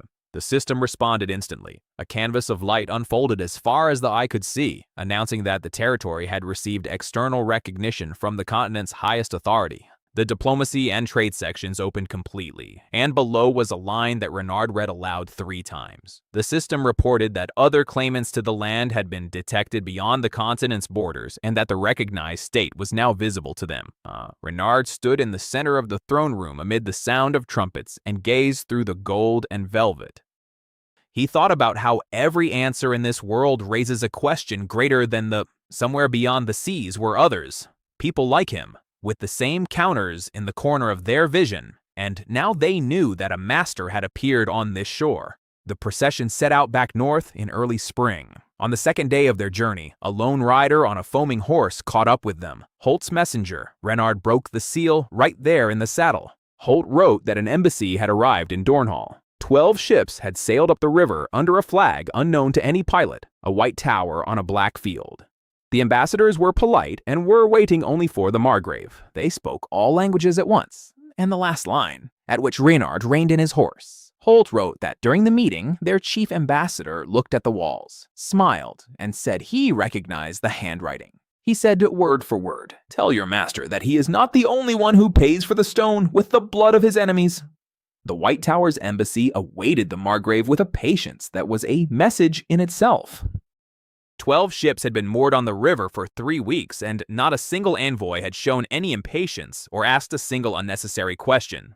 Vesic had managed to study the guests even before Renard's return, and his report sounded more alarming than any military briefing. The envoys paid for their provisions with new silver, without a single scratch. Their rowers did not go ashore or drink. Their ships sat deeper in the water than was customary for merchant vessels of that size. And most importantly, every envoy spoke the language of the kingdom without an accent, yet constructed their sentences identically as if all 12 had studied from the same book under the same teacher. Renard received the head of the embassy in the Citadel's hall the day after his return. The ambassador turned out to be a tall, ageless man with gray eyes, and his name was Lord Maris. He got straight to the point. He said he represented the conclave of the 7 Towers, a power from the overseas continent. He said that the conclave had existed for 400 years, and that for all 400 years, it had been ruled by bearers of what Lord Maris called the right of the stone. Renard kept his face impassive, but inside, everything fell into place. The system was not the miracle of a single man. The system was the power of this world, and across the sea, it had been in their possession for 4 centuries already. Maris continued in an even tone. He said that the conclave monitors the awakening of new bearers throughout the world. Usually, the new ones burn out within a year. They are devoured by their neighbors, or by their own greed, or by a war they are unable to calculate. Dornhall was the first bearer in 100 years who did not burn out but grew into a recognized state. That is why the conclave sent not scouts, but a proposal. They offered Renard the seat of the 7th Tower. The 6th Tower had been vacant for 30 years, and the conclave was seeking a worthy successor. The terms sounded generous. Access to 4 centuries of knowledge, overseas trade, protection by the conclave's fleet. Renard asked about the price. Maris replied just as calmly. The 7th Tower swears the Oath of the Stone, and its territory becomes part of the conclave. Decisions are made by the Council of 7, and every tower is obligated to obey the majority, including decisions regarding wars. including decisions regarding which lands on Renard's continent are to be brought under the law of the stone. Maris uttered that last phrase without changing his tone, and it said it all. The Conclave was not offering an alliance. The Conclave was offering Renard the role of viceroy during the annexation of his own continent. Under such circumstances, Edwald's kingdom, the steppe, and the free cities would become a battleground for subjugation. Renard took 3 days to respond and spent them doing what he did best, studying the enemy who still called himself a guest. Gore brought old steppe dwellers to the city, and one blind storyteller recalled a song about ships with towers that had arrived at the southern shores 100 years ago.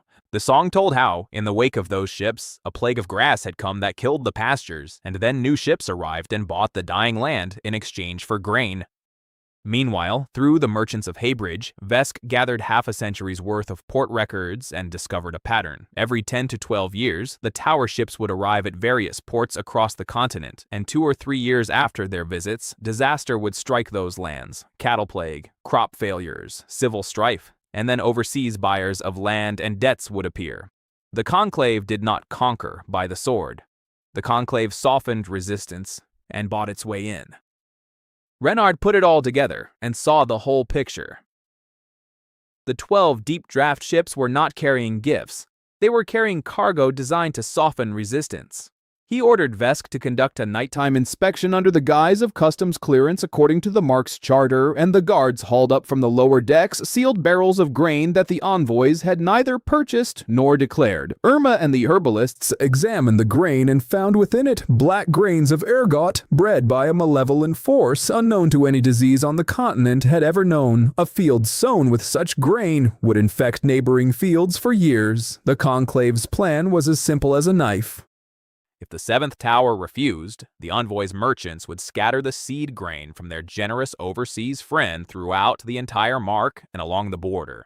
On the 3rd day, Renard gave his answer. He received Maris in the same hall, but now guards stood along the walls, and on the table between them lay an opened barrel of poisoned grain. Renard said that he was rejecting the proposal and accusing them of wrongdoing. He listed the findings calmly, as if reading an inventory. Maris listened without flinching, and for the first time, Renard saw the ambassador's gray eyes lose focus for a moment, as if he were reading invisible text. A bearer, Maris too, was a bearer of the law, and now was communicating with his system. The ambassador stood up and said he was sorry. He said that the Conclave made such an offer only once a century, and a refusal meant that Dornhall would be reclassified as a territory subject to subjugation. He said the young Margrave had a year, maybe 2. That was how long it would take for the council to reach a decision and assemble the subjugation fleet. And then he added more quietly, almost humanly, that he himself would vote against the war because, for the first time in his long service, he had seen a young bearer who thought no less clearly than the old towers.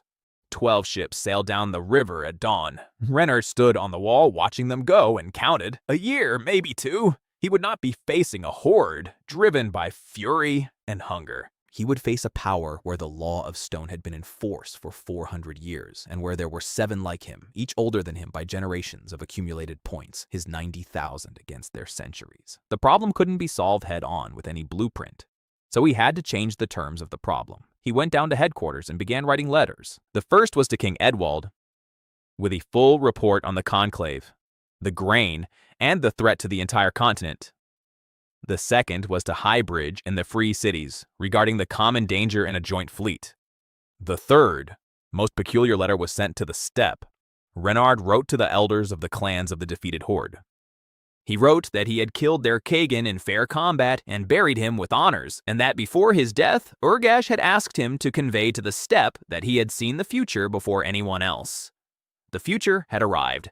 A force is coming from across the sea that will conquer both the steppe and the stonelands, making no distinction between horsemen and city dwellers.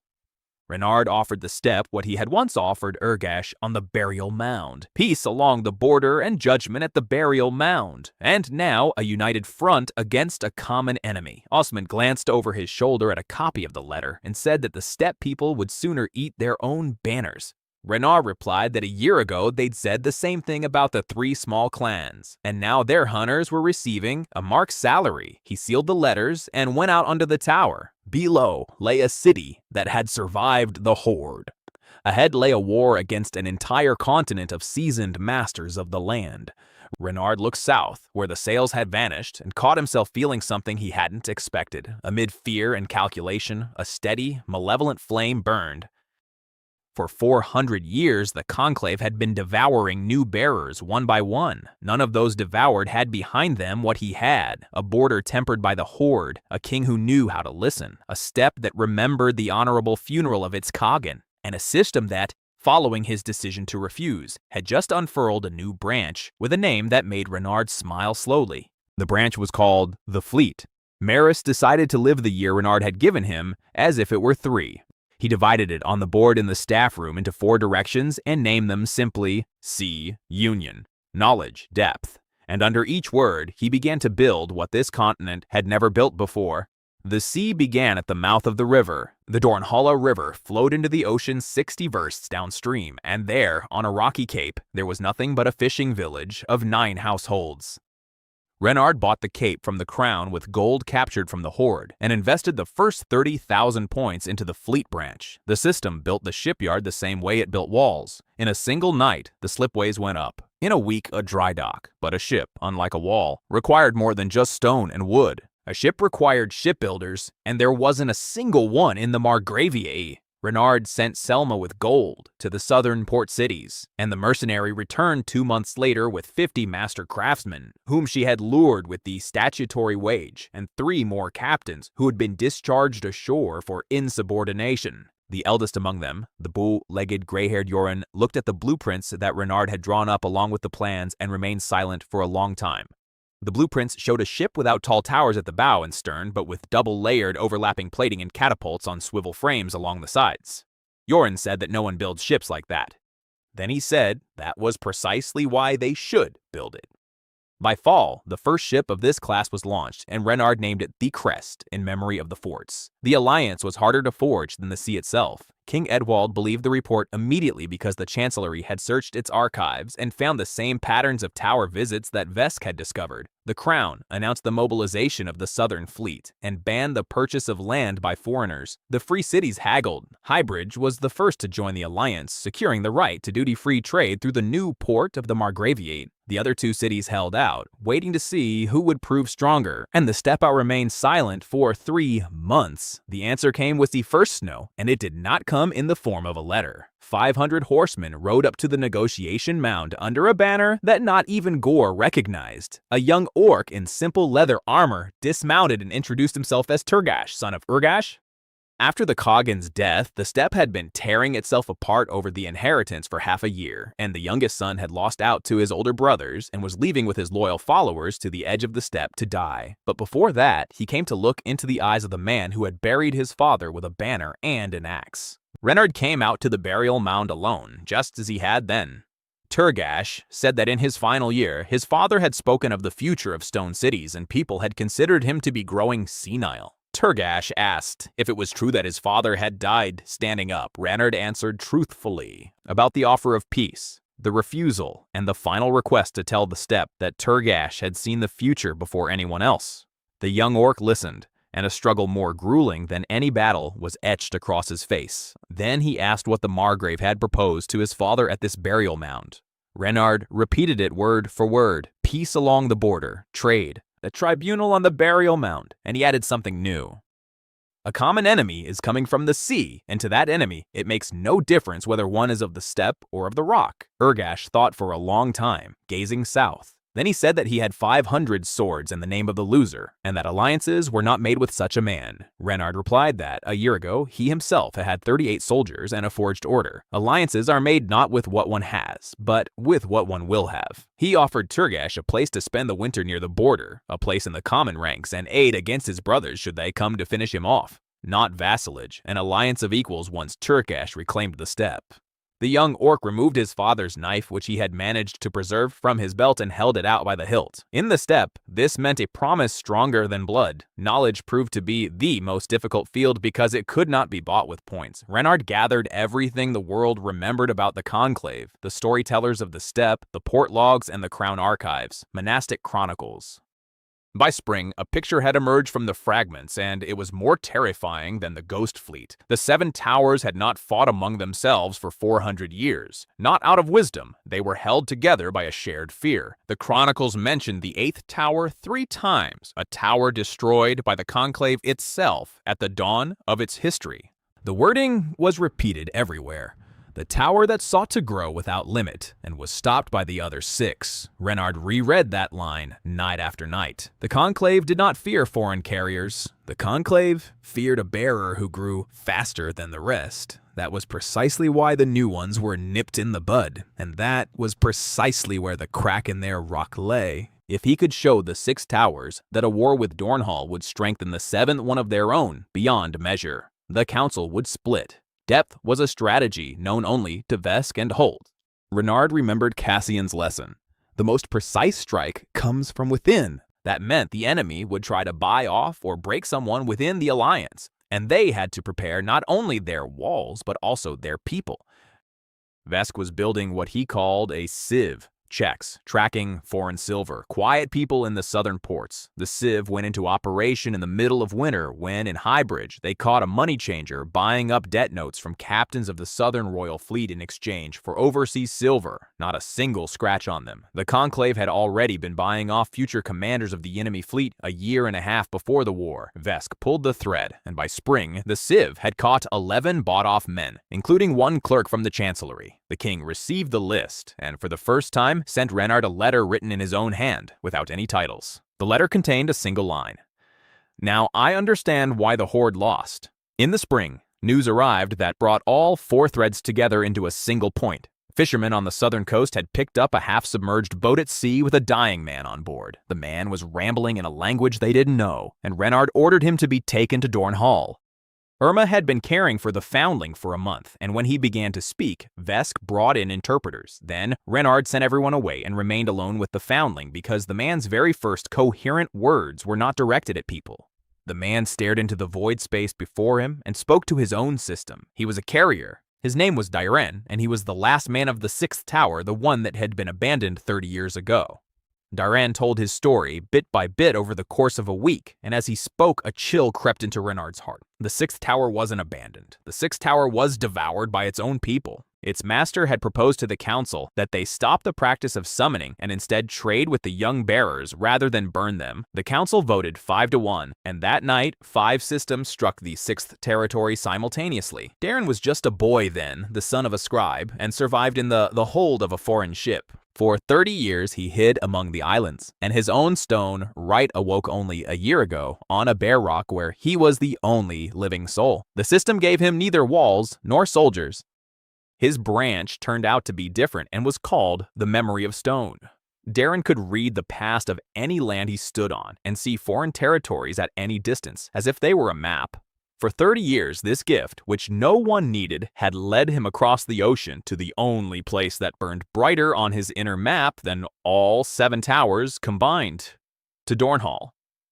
Renard listened and watched as the tables turned. He had a year, because that's what Maris had said. Darren, placing his palm on the Citadel stone, said something else. He said that, on his map, he could see that 2 of the 6 towers were already assembling fleets, and that the council's decision, which Maris had promised would come in a year, had been made a month after the embassy's departure. The fleet of the guiding ones would set sail with the summer wind. Dornhall had less than a year left. Dornhall had 10 weeks left. Renard laid out those 10 weeks on the board just as he had laid out the 40 days before the Horde, but now the board was half the size of the world, and half the pieces on it were beyond his control. He began with honesty.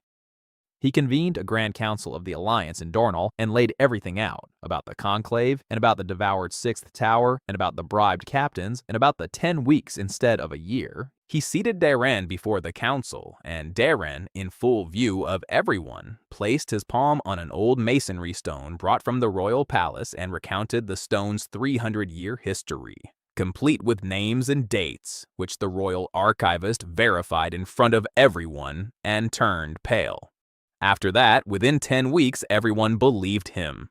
The royal fleet was anchored in the southern harbors and numbered 60 pennants, but 11 of the bribed captains were already behind bars, and their crews eyed their new commanders with suspicion. The Marquis's fleet numbered 8 ships, and the term fleet hardly fit a fleet of 8. The free cities had 50 merchant vessels fit for transport but not for battle. Against this, according to Duran's map, 2 fleets of the guiding ones were approaching, numbering over 200 pennants in total, with the bearers of the 2 towers themselves aboard the flagship vessels.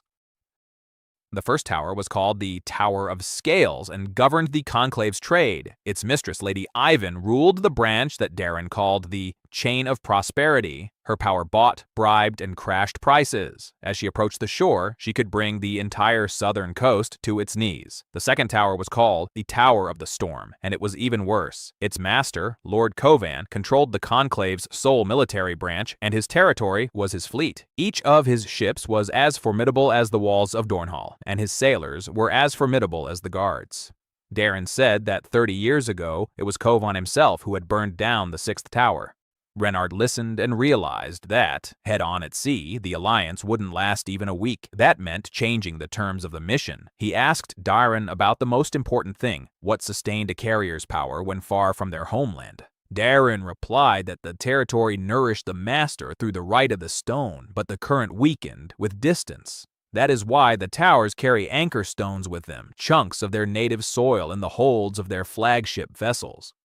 Break the anchor, and the carrier in the middle of the ocean becomes just a man with a map in his eye and an empty counter. The anchor is guarded more closely than the master himself, and no one knows where it lies except the carrier, no one except the carrier and the stone's memory.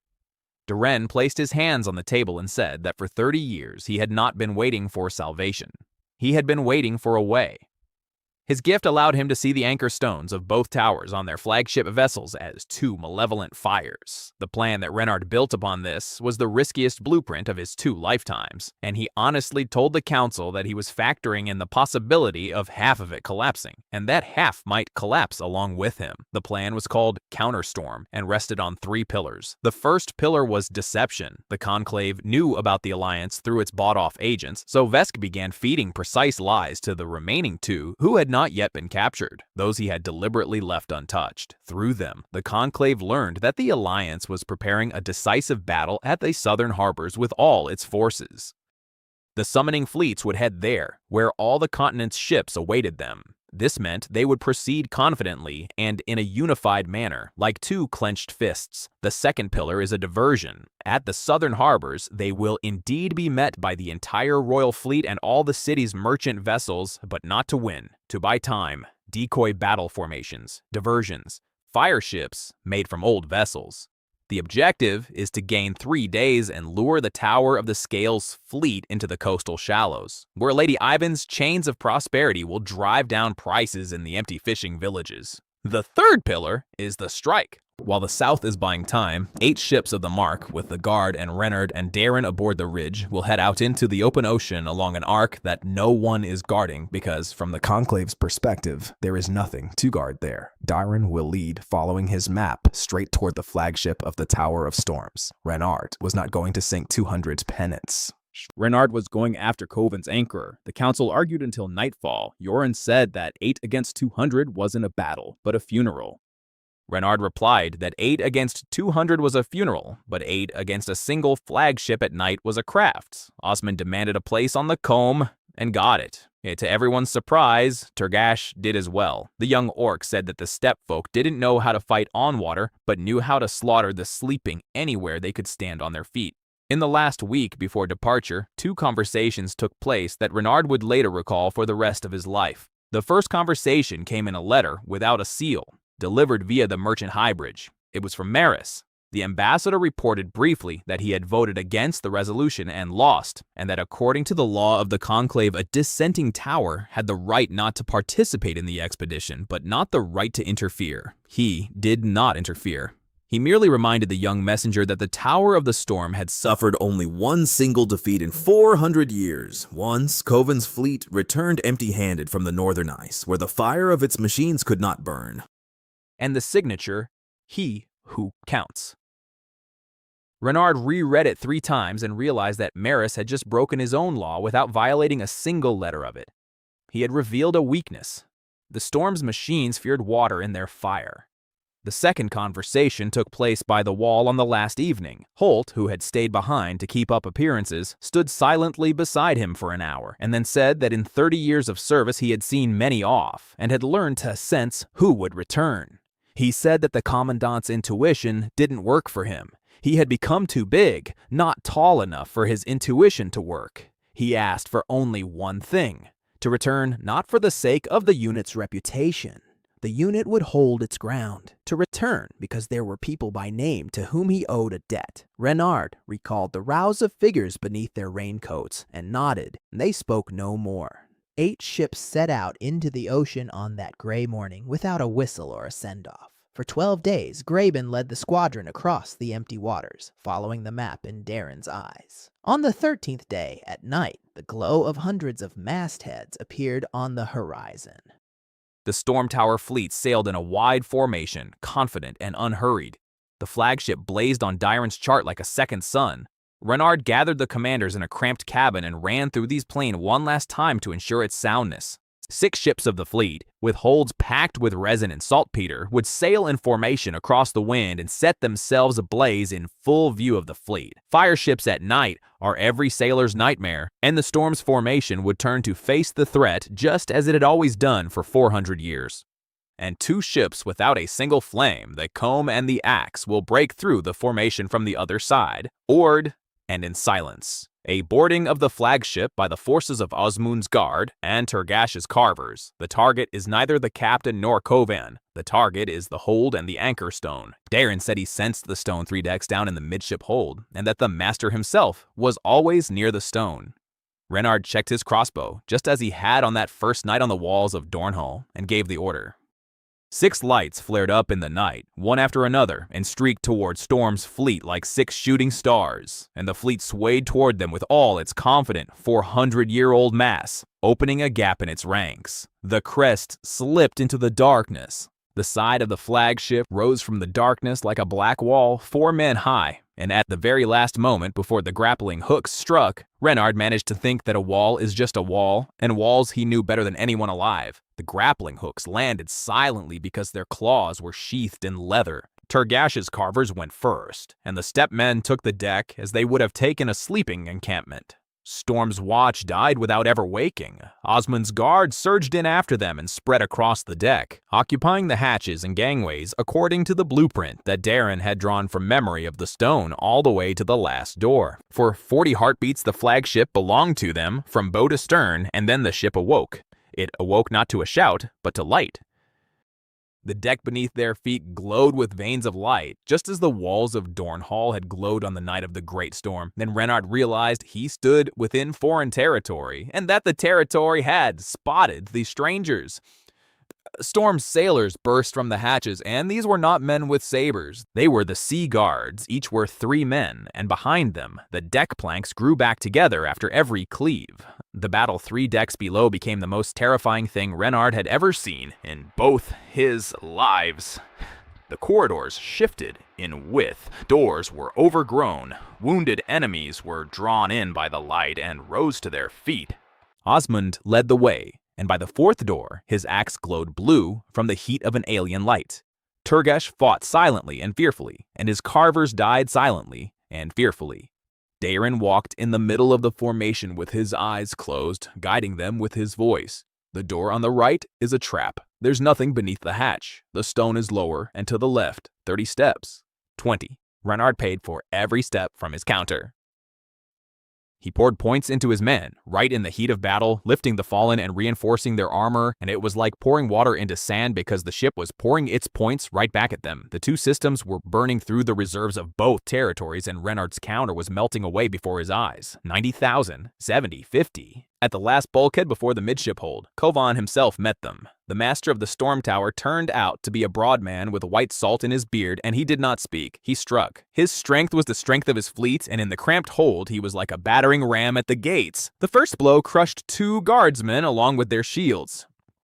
Osmond took the second blow and held his ground by sheer willpower, and Renard the sergeant with the force of 10,000 lifting him to a rank that had no name on the list. Osmond and Kovan clashed, and the bulkheads buckled under their blows. But Renard wasn't watching the fight. Renard was looking at the door behind Kovan and doing what he did better than anyone else alive. He was reading the wall. An alien system had built this partition just as he himself would have built it, and that meant he knew where it was weak. He shouted a single word to Dyron: "Read." Dyron placed his palms on the bulkhead and, drawing on the stone's memory, named the day and hour when this steel had been forged, and the spot where it had been forged in haste. Renard raised his crossbow and drove a bolt into the point of haste, and the bulkhead burst open at the seam like a poorly drawn blueprint. Behind the bulkhead in the midship hold, on a bed of chains, lay a block of black granite as tall as a man, and luminous veins radiated from it throughout the ship, the anchor of the storm tower.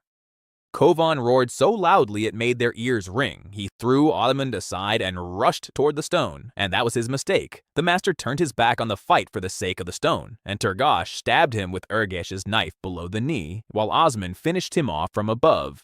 Kovan fell onto the chains of his own anchor, and even as he fell, reached out toward the stone. Renard approached, stood over him, and said he was offering what the conclave had not offered to a single young bearer in 400 years: life and a way out. The fleet would turn around and sail away across the sea, and they would swear an oath at the stone on the burial mound never to return. Kovan raised his head, and in his eyes was the same faith the Horde had possessed in its first year.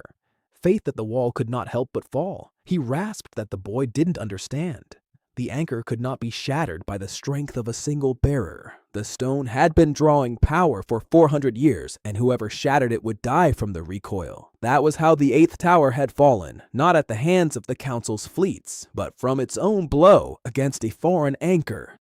Renner listened, nodded, and said he had no intention of striking the anchor with brute force. He was an engineer. He looked at Dyron, and Dyron understood without words. He wept for the first time in 30 years and placed both palms on the black granite. The stone's memory did not strike back. The stone's memory read, "The gift of the last man of the 6th tower entered the anchor as water enters a crack, and read it from the very first day. And having read it, it restored the stone's own memory. The memory that it had been simply a rock by the sea before any oath was sworn." The black granite sighed. The glowing veins throughout the ship flickered and went out, not with an explosion, but with an exhalation.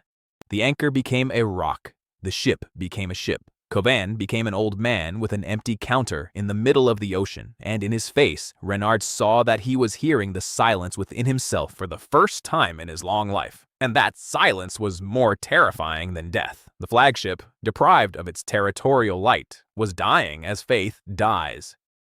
Throughout the storm fleet, on 200 pennants at that very moment, the veins were fading, and the planks ceased to fuse together, and the sailors of the sea became mere sailors. Renard stepped out onto the deck and ordered the lights to be raised on the flagship's mast in the language of maritime signals that Yoron had taught him.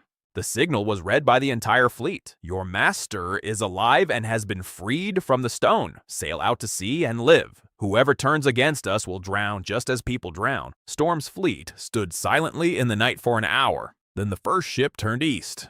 The second followed. By dawn, the horizon was empty. The return voyage took 9 days, and on the 4th day they encountered a sloop from the south bearing news. At the harbors, everything went according to plan, and half of it didn't, just as Renard had foreseen. Ivan's fleet got bogged down in the shallows in trade, and after 3 days of fire ships, when the chains of prosperity began to shatter the silver of the coast, something happened that no one had anticipated. Lady Libra sensed across the ocean the very moment Storm's anchor was raised. And the Tower of Libra did what scales do. It weighed the situation. Evain's fleet hoisted merchant flags, and her envoy arrived before King Edwald with an offer of negotiations and reparations. The war did not end with a victory on the water. The war ended with a reckoning on the scales. Dornhall greeted the squadron with the entire city gathered on the walls, and Renard descended the gangplank, scanned the crowd with his eyes, and found what he was looking for. Holt stood at the harbor gates alive and upright, and standing beside him were all those to whom he was indebted, by name. That very night, Renard climbed the tower alone and opened the counter. 11 remained out of 91,000. He looked at the number and smiled because, for the first time, he fully understood a simple truth. Points were not a power. Points were a tool. Power now stood down below in the streets singing.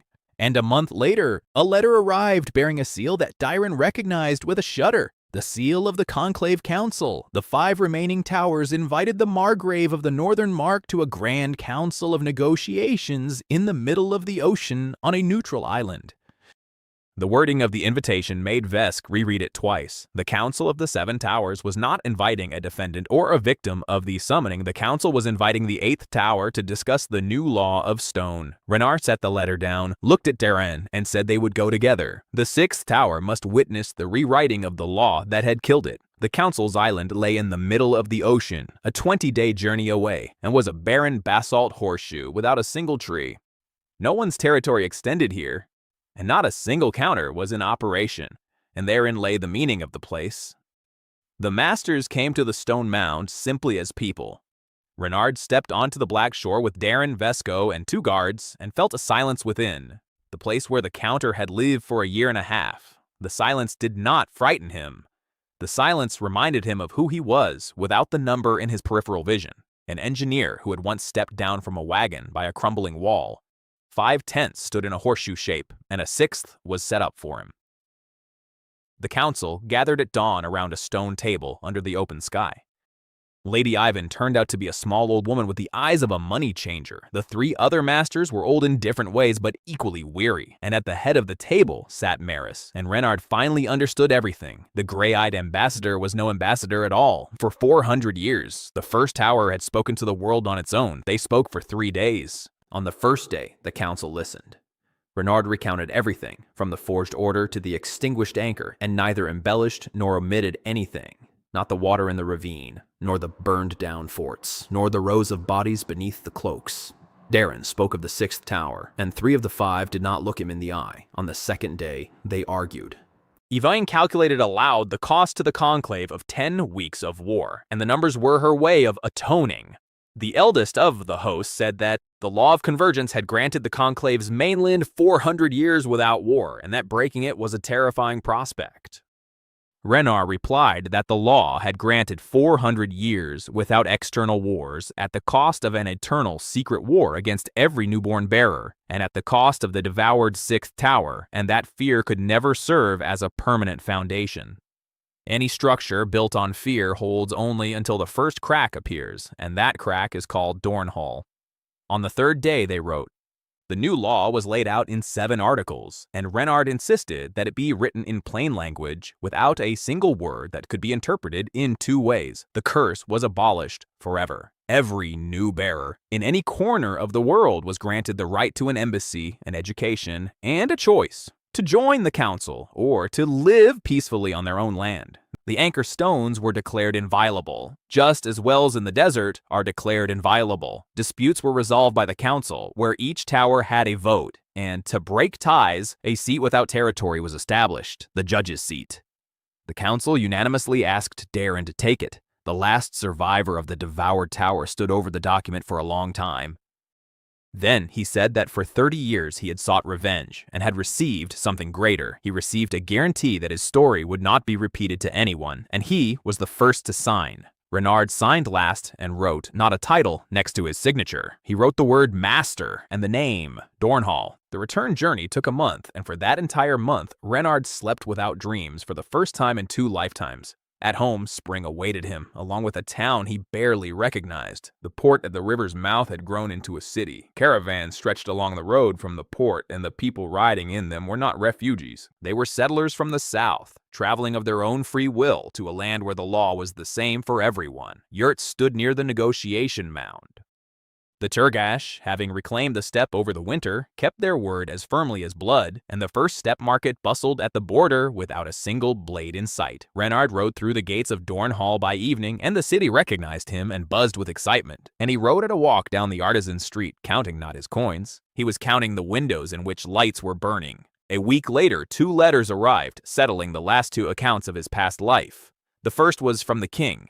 Edwald wrote that the Chancellery had entered the Mark's charter into the eternal archives, and that Renard's heir, when born, would grow up at court, not as a hostage but as a ward, and that the king was old and wished to live long enough to see the man who would rule the north after him. The second letter arrived from the southern island, unsigned, from the abbot of the monastery. The abbot reported that Brother Cassian had quietly passed away during the winter from a chest ailment, and that, before his death, he had asked that 4 words be conveyed to the north.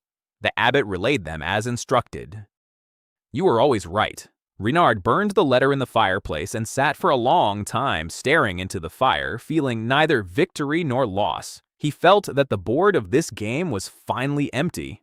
That summer, Renard did what he had been putting off for a year and a half. He gathered the entire city in the square and told them the truth about the system, about the points, and about how every orc killed and every enemy defeated had become a stone in these walls. He said he'd kept it hidden as long as the secret protected them, but now the secret had become a wall between him and the people, and he builds walls only against enemies. The square was silent for a long time. Then old Garth stepped forward, the one who had once refused to stand in the same ranks as the orcs. Garth said that the entire city had suspected it from the very first night when the wall had fused together on its own, and that the people didn't care where the power came from. What mattered to them was where it was directed. It was directed not down upon them, but forward. The square buzzed with agreement, and Renard stood there, realizing that this buzz was worth more than 90,000 points. In the fall, on the 2nd anniversary of his arrival, Renard climbed the gate tower where it had all begun. Below lay the country, not a fortress nor a margraviate, a country stretching from the steppe burial mound to the ocean shipyard, with its own laws, its own fleet, and its own seat at the table of peace. The garrison rosters lay in the headquarters, and in them, next to Osmond's name, stood the rank of Marshal. Next to Holt's name, the word Governor. And Vesk signed as Chancellor, grumbling that the title was too grand for him. The system hung in the corner of his vision, silent and complete. Renard opened it and looked at the sections for a long time, then found the line he'd noticed back on the island and left untouched. The line was titled, Transfer of Rights. The right to the stone could be bequeathed not by blood, but by choice. The land itself would confirm who was worthy, just as it had once confirmed him on the night of the first orc's death. Renard closed the section and smiled. There was no need to rush. He had time to raise someone who would accept not the glasses, but what lay behind them. Down below, the bell of the new town hall tolled, marking sunset. A young sentry in his first year of service was patrolling the wall. Upon seeing his master, he stood at attention. Renard nodded to him and asked how the watch was going. Pawguard replied that it was quiet. He said the old-timers claimed that orcs used to raid the area every night, but now not a single arrow had been fired in a whole year. It was even boring. Renard looked north, where peaceful trade fires were lighting up the steppe, and south, where the glow of the shipyard's lights hung over the harbor, and told the sentry that boredom on the wall was the only reward worth paying the full price for. He said he hoped the young man would be bored at this post until his hair turned gray. Then he climbed down from the tower into the city, where windows glowed, the scent of bread filled the air, and the evening bustled, and he walked home along the street he had once built in a single night, but had come to love over the course of 2 lifetimes. The story that began with a forged death warrant ended with a signature on a law protecting life. The wall stood, the light burned. That was enough.